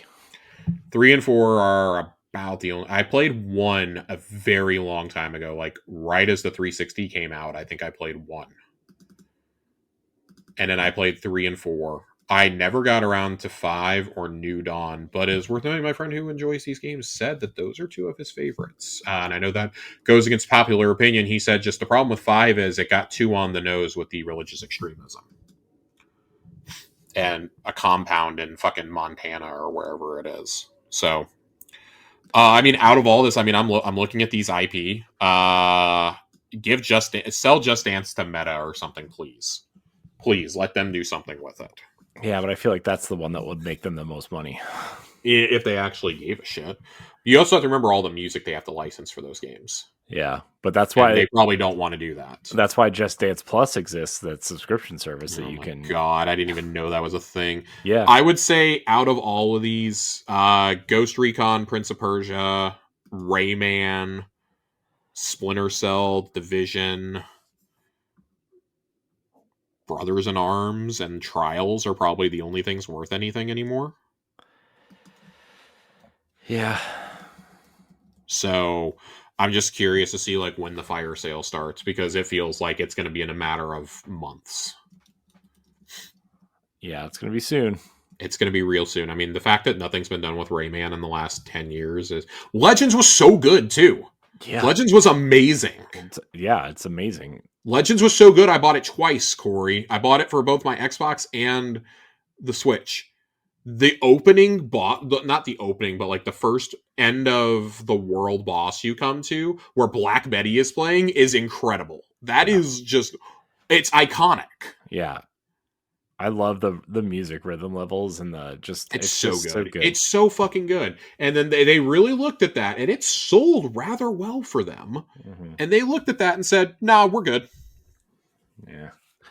We're gonna make 75 Assassin's Creed games instead. Oh my god. Which I like, by the way. Dumb.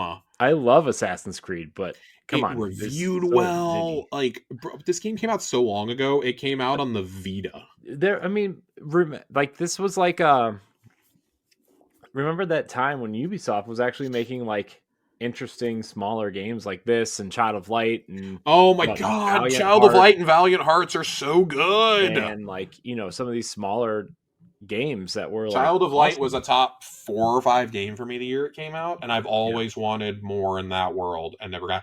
I actually hit a point where I could not progress the game anymore because it was so bugged.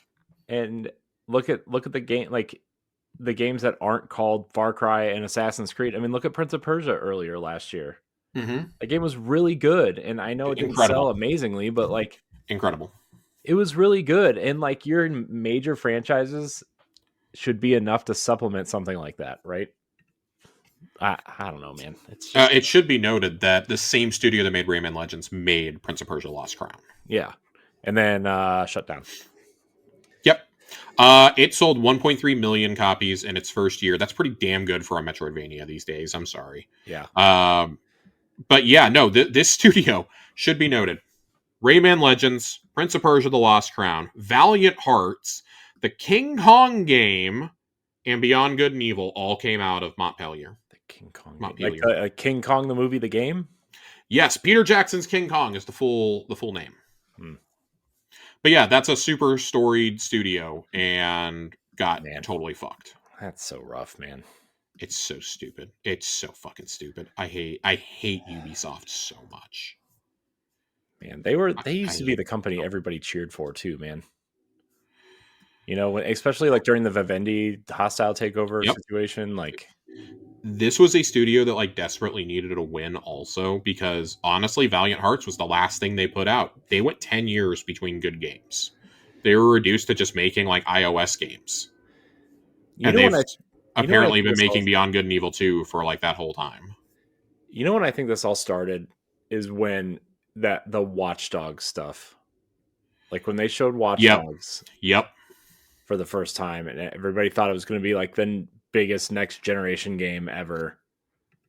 And that's when I feel like it started going downhill, right? Because what else came out with that? Was that the year Assassin's Creed Unity was rushed out, or was that the year after? I don't know, something like that. But like that's when like the dominoes started to fall, right? Yeah, I don't think they ever really recovered from it after. That's when the reputation went into the gutter too. Mm-hmm. Like that Watch Dogs came out very unfinished. Mm-hmm. Like again, like they had these awesome looking tech demos that would come out like The Division and Watch Dogs, and then the games were actually just total shit. Yeah. So in response to your question, I am looking to see when Watch Dogs released. Yeah, Watch Dogs released May 2014, and that fall was Assassin's Creed Rogue and Unity. Mm-hmm. So yeah, it was that year, and it's so funny because in that same year, you also in 2014, these are other games that they released that were hailed as great. Rayman Legends comes to the PS4 and Xbox One. South Park: The Stick of Truth comes out. Trials Frontier and Trials Fusion, Child of Light, Valiant Hearts, and that's back when Just Dance still mattered. Mm-hmm. And then Far Cry 4 comes out in November. Aside from the Watchdog, but we only remember Watch Dogs and Unity coming out that year and being just total shit. Yeah. Even though Far Cry 4 was great, it was on a lot of people's end of the year lists. That was a year into the generation. So like they were through the first year of the new consoles, it was like, oh my god, like they're crushing it. That happens. Oh, The Crew also came out, and then it gets rough. It gets real rough. They had a few games like Grow Home came out the next year. That was an underrated one for them, I feel. And it starts getting rough. Yep. From there, it just gets rough. Siege comes out the next year, and then you get things like remember Far Cry Primal? I sure as hell don't. I do, because the big knock against that game is that it used the same exact map as Far Cry 4. They just put grass and trees over everything because there are like cars in the bottom of the lake in there, and they're like, and this is supposed to be like It's a like prehistoric game. it's wild because like they still were doing some creative things. That Trials of the Blood Dragon came out that year. That's fucking cool. Yeah. Far Cry Blood Dragon is one of the best expansions we've ever gotten. Watch Dogs 2 then comes out. Steep comes out, and God, it's just oof. It's all rough. Mario Rabbids Yeah. was a thing that was good. South Fractured But Whole was good. Yeah. I mean, both those South Park's games. Yeah, both the South Park games, one of them from Obsidian, and it's just like they've had definitely some hits over the years, but they just never got back. Remember Starlink? Yeah. I bought it just The, for the R Wing. the best Star Fox game since Star Fox 64. Yeah, I said it. It's more of a sigh that I know you're right. Although I am a defender of Star Fox Assault because Sega made it and it was fun. But yeah, it's rough across the board. It's just like, oh my god.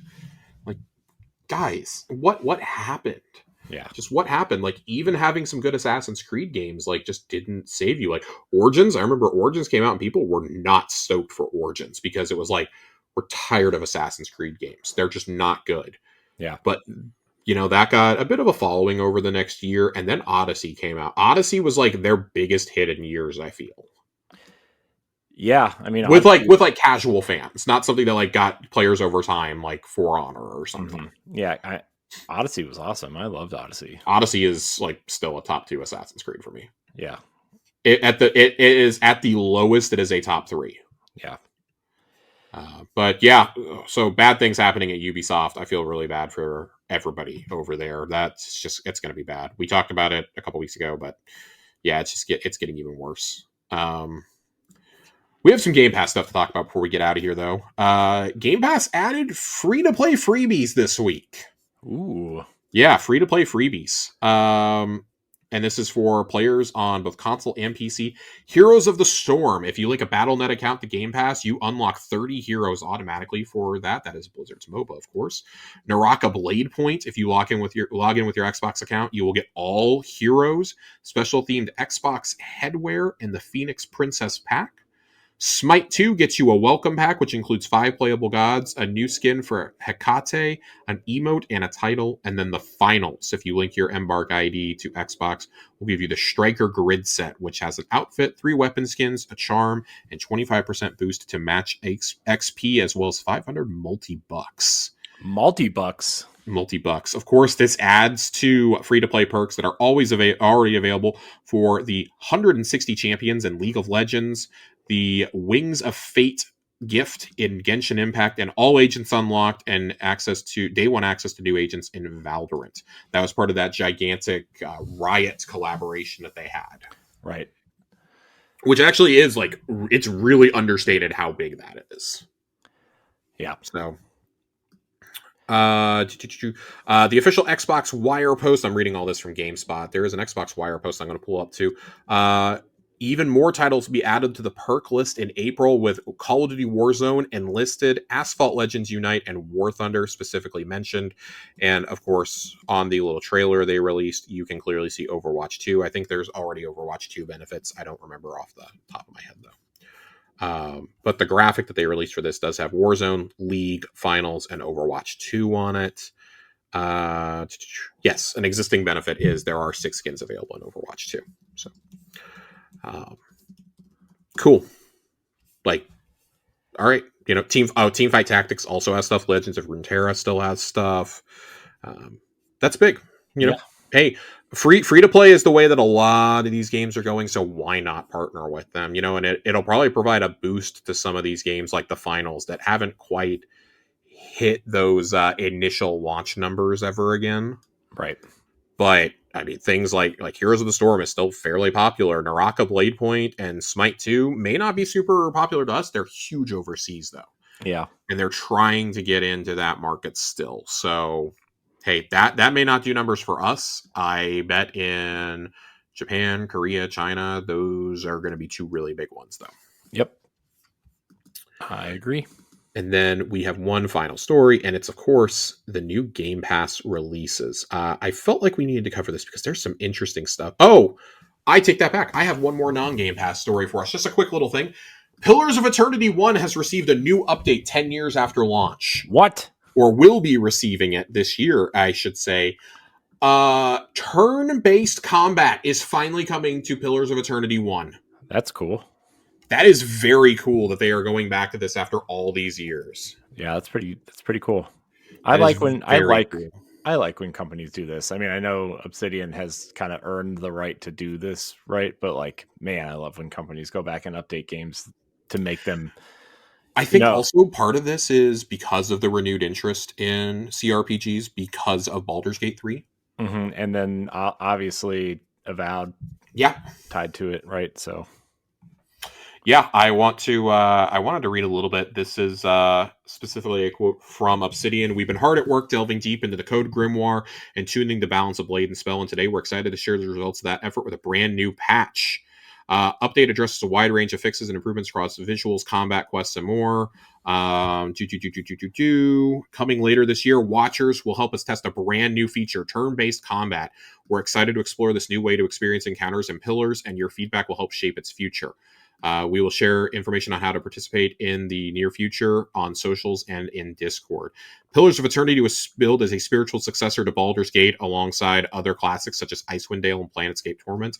We've talked about Josh Sawyer. Josh Sawyer worked on Icewind Dale back in the day, and of course is, kind of the godfather of Pillars of Eternity as far as I'm concerned. There is some irony in the fact that Pillars of Eternity this is from Games Radar, hewed more closely to the fundamental feel of Baldur's Gate than Baldur's Gate 3 did, and Obsidian is now offering the same turn-based approach Larian proved the popularity of. Obsidian actually started bringing turn-based combat to Pillars well before BG3, adding the feature to Pillars 2 back in 2019. The implementation of turn-based combat for Pillars 2 is broadly seen at best as a bit odd by series fans, since the game was originally designed around the real-time system with tons of combat encounters, and all those fights drag down the pace of the game when you're pausing to tactically complete each one. Pillars 1 will likely suffer a similar caveat, but this option could still be a great way to offer a new way in for RPG fans falling in love with Avowed's world and Baldur's Gate 3's combat. I am just I'm so excited. I'm so fucking excited about this. This also ties into another Avowed story that I had forgotten about, that they have said that there will be ongoing support and a roadmap coming soon. So I would imagine that we get a DLC announcement at Summer Showcase. Yeah, I would imagine. But it will be like Outer Worlds and will not have New Game Plus, but DLC is possible. And they want to do more. The director, Carrie Patel, has said that they want to do more with the RPG after laying the groundwork for sequels and DLCs. So I'm excited. I'm very excited. Yeah.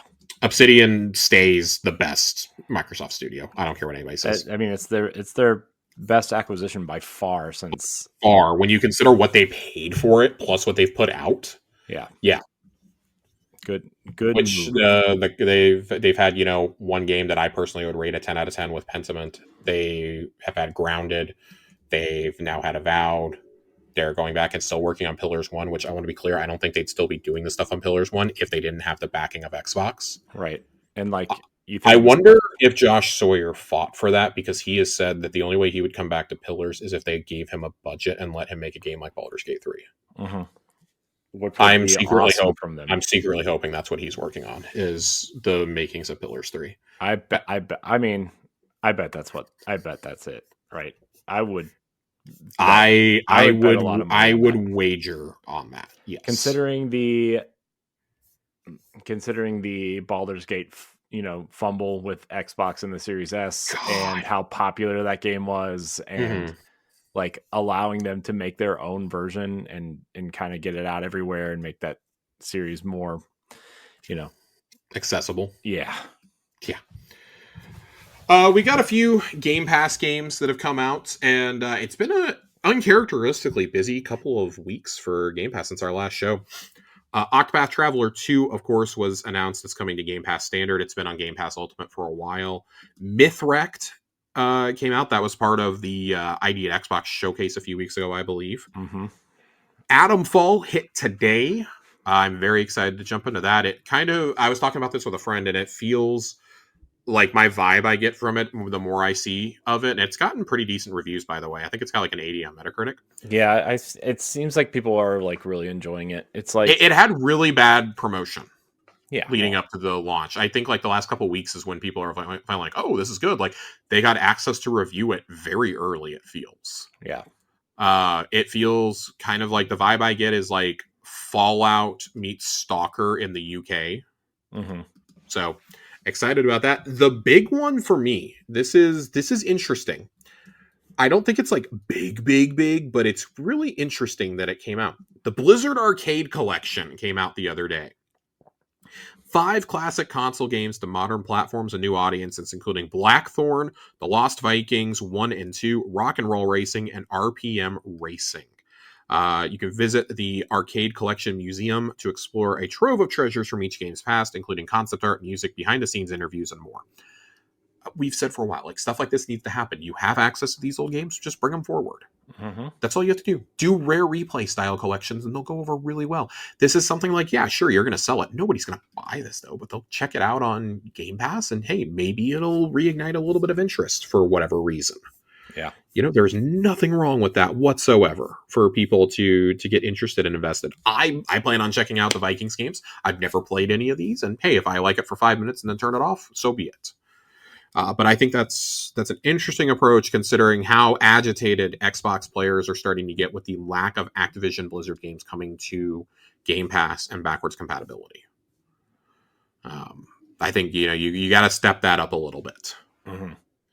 And then what I would say is the crown jewel of the first quarter of Xbox games on Game Pass, as much as I really, really, really like Avowed.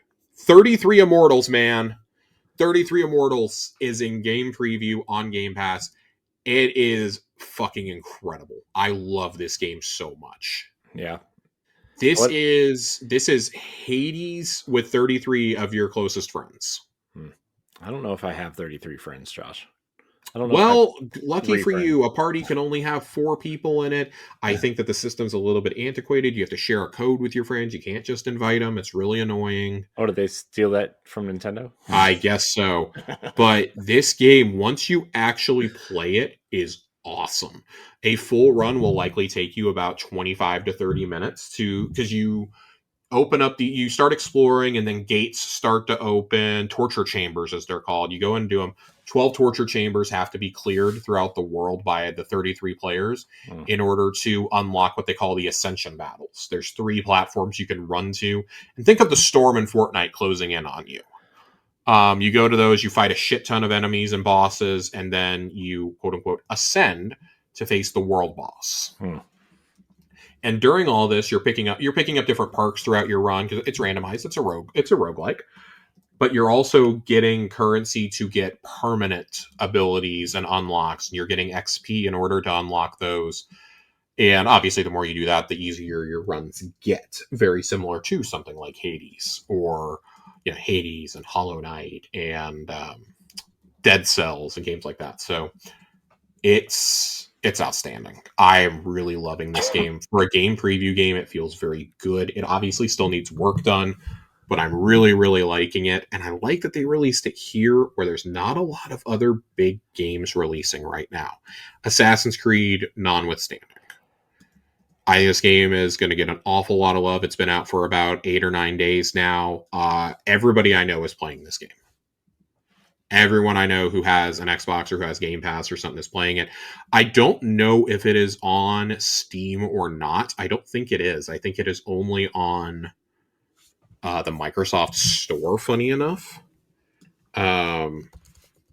Because a friend of mine was complaining that he couldn't find it on Steam and was having to just buy it elsewhere. Which I think really, really annoyed him. Or he was just wrong and couldn't find it because it's on the Epic Games Store. Yeah, he might just be wrong. It's definitely on the... Who's going to the Epic Games Store? You're not wrong. It is apparently only available on Xbox, the Windows Store, and the Epic Games Store. Apparently. That's a combination. That is a choice. But this game's gonna take off. I know that game preview games don't typically come to PlayStation. Epic and Microsoft clearly paid something to keep it off Steam, but this is absolutely fantastic. It is one of the best games that has come to Game Pass in a very long time. It rounds out a very strong quarter for Game Pass, I feel. Yeah. No, this is a huge. I mean, this is a busy month, right? I mean, this is just amazing. Yeah, I mean, in the last couple of months, you have now gotten you've gotten this, you've gotten Avowed, you've gotten Citizen Sleeper 2, you've gotten I can't pull up the exact games on me. I mean, not just that, but think of all the games that are also coming down the line, right? Yeah, this is fucking massive right now. Yeah. They added EA Sports College Football got added today as well. That was the other one I was going to bring up. Mm-hmm. That got added today. Jesus Christ. It's been good. It's been really good. So Balatro got added recently. Balatro was added. That's obviously big. But, you look at the most played games on the console right now through Game Pass, and it's Balatro, 33 Immortals, and Avowed. Mm-hmm. Yeah. So what do you even do with that information? Yeah. I mean, yeah, I don't know. It's a lot. It's great. It's a lot though. It is a lot. It's a lot. Mullet Mad Jack was recently added. I've got friends who are liking that. Sniper Elite Resistance just came out. Eternal Strands, which I still need to get to. Monster Train came back. Watch Dogs Legion and Far Cry New Dawn came. Jedi Survivor has come. Enter the Gungeon is back. It's been really, really solid for them. Yeah. Lately. So, and then, of course, you brought up the coming soon. It's South of Midnight, Expedition 33, Doom the Dark Ages, Tony Hawk 3 and 4, and just announced Towerborn is coming out April 29th in game preview to console Game Pass. Nice. Well, if you have Game Pass Ultimate. I do not believe it is coming to just straight up Game Pass Standard. None of those are coming to Game Pass Standard, which does not surprise me. They want everyone to go to Game Pass Ultimate, which makes a lot of sense. Mm-hmm. So, yeah, it's been great, man. I'm thrilled by this right now. Yeah, it's been good. There's a lot more ID at Xbox games coming. By the next time that we do a show, South at Midnight will be out. Yeah, I'm really excited for that one. Or at least about to come. Yeah, it will just come out. I'm debating if I'm going to do the early access because it's only like $8 to buy the early access. Kind of depends on what next weekend looks like for me, but I might grab that. I don't mind supporting a studio like that. I've been really clear about it. Mm-hmm. I don't love doing it for smaller single player games. Something like Avowed, I feel, but I bought it for Avowed and then I didn't even get to Avowed. But I love supporting Obsidian, so who cares? Yeah. But yeah, I think that does it for us for tonight. This is a packed show, but also it's a packed lineup coming out. Yeah, I mean, this is the time, right? I mean, if you have been on the fence for Game Pass, I mean, first of all, why? Yeah, but this also, is the best run Game Pass has had in a very long time. I was starting to get to the point where I was like, man, I'm still going to keep my Game Pass sub, but there hasn't really been a lot that I've loved. And since October, it's just been, they've had at least something major every single month. Yeah. Just in first party alone from October to May will have gotten you, well, not even just first party, but like exclusives will get you Black Ops 6. It'll get you Stalker. It'll get you Flight Sim, Indiana Jones and the Great Circle, Ninja Gaiden 2 Black, which I know that's technically not an exclusive, but it was announced at a Microsoft event, so whatever. Mm-hmm. Avowed, Towerborn, Doom the Dark Ages, South of Midnight.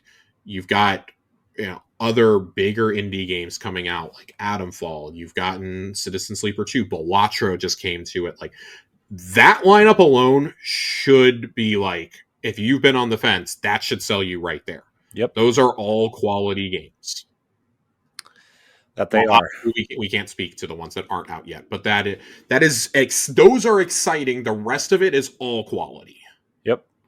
So, yeah, if you've been on the fence, this is the time. And then add in the free to play perks that are there. I know that doesn't apply to like a lot of us, but they're still there.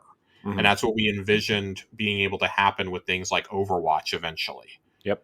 Right. And now you're getting it with Warzone. I'm a little surprised they haven't done it with Black Ops, but I think it's coming. I think it's going to come with Call of Duty at some point like regular Call of Duty at some point this year. Yep. It does feel like we're kind of at the point where if you don't nail Warzone right now with the return to Verdansk, that it's over. But Towerborn is getting a huge update when this all comes out. Cross-platform play and progression. Couch co-op, Corey. Couch co-op. What is that, Josh? I don't know, but my partner will be really excited to hear about that. I've said for a while, this looks like a new gen Castle Crashers.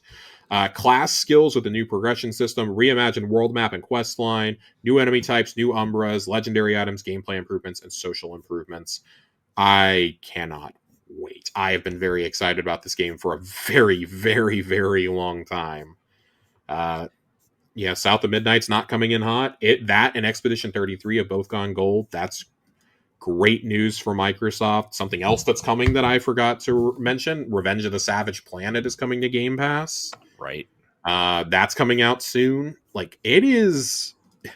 I don't know what else we can really say at this point. One of the games shown today, Witchbrook, is coming to Game Pass day one. Yeah, that it's like that chocolate or that magical Hogwarts looking. Yeah, it's Witch Life Sim for up to 4 players. Excited about that. I'll be playing that with my partner. She loves games like that. It's been great for them.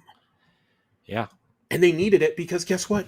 Sony's been doing really good on PS Plus. You got Lost Records on there. Next month, I'm the only one excited about this, but the RoboCop game is coming to PS Plus, along with Digimon Cyber Sleuth. But like they've been doing good over there. They got games like Dave the Diver and Animal Well day one on console.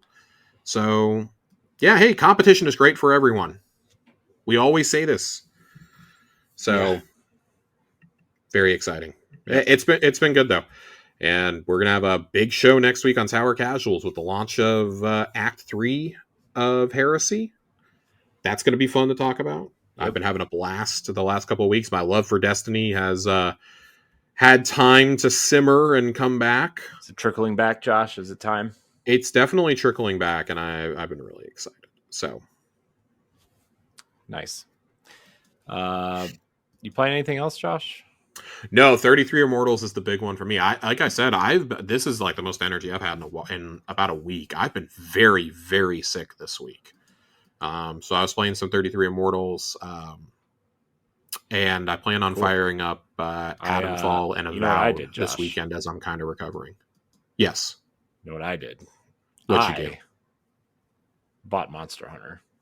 I'm so proud of you. I played 3 hours of Monster Hunter last night. How much do you like it?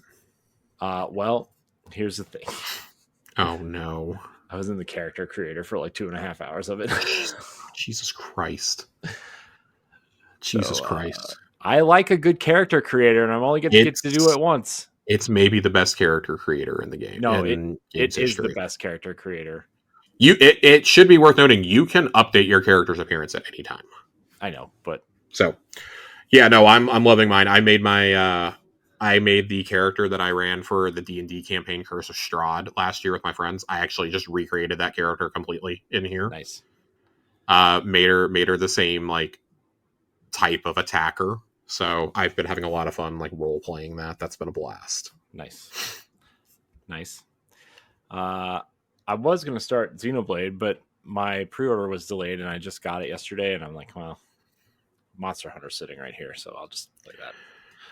How could this happen to him? He made a mistake. I already played like 80 hours of it on the Wii U, so, this is more of a, I just want the updated version of it. Yeah. But that's fair. Yeah. Speaking of fair, Josh, I think it's fair that we get out of here. I think we should get out of here too. I want to thank everybody out there for watching and or listening to this episode of Xbox Casuals, your favorite Xbox podcast. You can subscribe on podcast services. Leave us a rating and a nice review. Oh, hang on. Corey. I can't believe I almost forgot this. We actually had a question. What? Yeah, I forgot about it until I opened up my Discord. Rewind. Yep. So I got to apologize to Jiggly Panda. They sent this in earlier, and it actually was a really good two-parter that I wanted to answer. I meant to bring it up organically earlier. So Jiggly Panda wrote this in this afternoon to me and says, I hope I get this to you in time, but two-part question. One, are you guys excited that indie games are getting... I want to make sure I'm reading this correctly. Are you excited that indie games are funded and getting the love and recognition that they deserve? And two, do you think we should drop the distinction between the titles indies and AAA?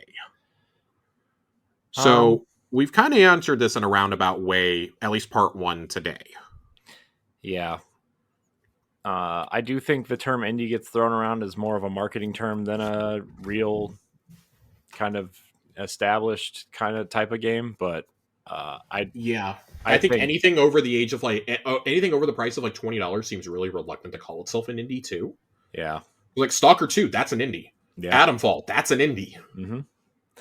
Yeah, and so I think I just think there's not a better term for smaller games. So indies is just the go But it through. very much has become like you're either an indie or you're a AAA. We've talked about the death of the AA game a lot. Mm-hmm. And I feel that you're getting that back a little bit with like Kepler. You know, Yeah. producing games like Sifu and Expedition 33. I think you're kind of starting to get that back a little bit with them. We've talked about the return of, Midway Games. There's Midwest Games is out there. Ben Mm-hmm. Cavallo's Midwest Games. Um, Yeah. there's companies like that, but pretty much everything that used to be considered like double A or like low end AAA back in the day is now just like full AAA or gone. Yeah. But actually think within the next 18 to 24 months, I think you're actually going to probably see the rise of double A games in that space because of all the layoffs and You have to. You larger have to. larger studio or smaller studios will come up and the quote unquote important people that got laid off from these larger studios will form new ones and start making smaller experiences that they feel are budget friendly, right? So Absolutely. that would be my Absolutely. so I mean, I think Midwest Games is just one of a couple examples out there right now, right? Like he came from Blizzard and Netflix games, right? And to been formed this. So Yeah, and I mean you've got some extremely talented people out there, such as Joe Staten, who is no longer employed. Netflix. Yeah, Yeah. So I'm interested to see what some of these studios do for sure, and some of these developers who have been laid off.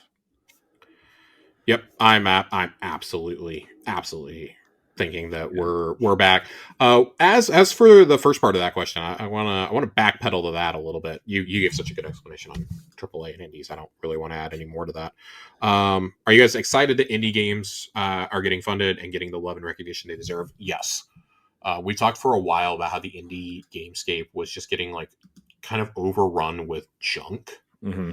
But that's why I think it's so important when we talk about the work that Shuhei Yoshida was doing with PlayStation, with Nintendo doing the indie directs, with ID at Xbox. We talk about ID at Xbox all the time. It's so important that we have these initiatives because they can't highlight everything, but they can highlight a lot of really high quality indies. Mm-hmm. And every single year when we get around to like the end of the year, I'm hearing about all these indies that I never played from friends of mine who play weirder games, or we see the nominations from like the Game Awards, or from outlets like IGN and GameSpot and Game Informer that want to highlight the best indies of the year. That's what I love whenever writers have to make up their own lists, and there's always stuff I've never heard of from them. Mm-hmm. It's one of the reasons I love Giant Bomb's top 10s every year, because Dan Reichert always comes up with some weird shit that I've never heard of, and I end up playing it. I'm like, God damn, this is awesome. Yeah. Every year there's at least one or two games like that off Reichert's list. And then, you turn around and he has Black Ops 6 as like his number 4 game of the year. So random. But I do think like when you go and look at something like this selection of games that Xbox curates for Game Pass, we said indie is wide ranging. You have games like Stalker and Atomfall on there, but you also have Citizen Sleeper on there. You also have games, you have games like Citizen Sleeper, you have games like Balatro. Like, indie is such a broad term, but when it is something like Balatro that was made by one person, and it arguably is the game of the year for 2024. I've played enough Balatro now that I'm fully in that camp. They're like, yeah, if I redid my top 10, Balatro would probably make my top 5 because it's so fucking addicting. Mm-hmm. One person though, we talk about Pentiment all the time. It's not technically an indie, but it basically had an indie budget made by 8 or 9 people over at Obsidian. Yep. Including one of the best storytellers in RPGs right now. So your game doesn't have to be worth $100 million for people to come play it. It can be something you made in your fucking spare time, like Balatro. Mm-hmm. Or Tunic. Tunic is another one that I rave about all the time. Mm-hmm. Tunic was incredible. It started out as a single person game before getting expanded. Pentiment started out as just Josh Sawyer and an artist, essentially. Yep. So like, yeah, it's great. Like the love that indies have received. And I think this is why I'm personally starting to drop the terminology indie like altogether. And we use AAA just as like something to say like, hey, it was fucking expensive, right? Yeah. It's just video games. They're fucking video games. They're not. We don't have to sit here and call them that. I know, like, technically those are their categories. Like, as double A start coming back, yeah, we'll probably start separating things out a little bit more. But goddamn, man, it's the best time for games. Yep. It's the best time for games. It doesn't even have to be something that sold like 1 million copies for you to go play it. I played plenty of games that just are not super on people's radars. And I'm like, hey, these are really good. There's a lot of indies over the last 5 or 6 years I wouldn't have played without Game Pass just because of like monetary issues, right? And it's like Unpacking is one of my favorite games of the decade, and it was on Game Pass. Humble had this awesome partnership when they were still publishing games with Xbox. They released like 4 or 5 games in a row that were just bangers. Power Wash Sim came out and announced today that they've hit 17 million players. That's been a Game Pass staple since it came out. Yep. So, no. Indies absolutely getting... Like, the fact that a game like Balatro can win Game of the Year from so many different outlets is a huge, huge, huge deal. Hades was one of those a couple of years ago, right? Like, yeah. You don't have to be a $300 million Sony first-party game to win Game of the Year anymore. Like, am I happy that Astrobot won? Absolutely. Astrobot's such a gem of a game. But it wasn't my personal Game of the Year. Like, I would have had Balatro over it. I did have Metaphor over it. I've been really clear on that front. Like, does that mean I think it's any less? No. Like, we need games like Astrobot.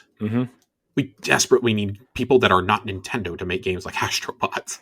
Just like we need creatives who have an idea to just make it. You've never had more tools at your disposal to make your idea into reality. Right. So, like, if one person can make Balatro the most addictive game of the year, then any idea can come out. And it's poker, essentially. Yeah, that's what it is. What a weird game to get stuck on. So fucking good. It's so fucking good, Corey. I love Balatro. I'm gonna buy it on my phone. I've been playing it a lot on my Xbox. I'm buying it on my phone. It's gonna be one of those that I buy like 5 different times. Yeah, it seems like. I mean, it just seems like everybody who touches that game loves it. So I'm glad. I mean, that's awesome. And the cool part is like the guy that made it doesn't want any recognition for it whatsoever, which is just, he wants to remain anonymous forever. Yep. So big fan.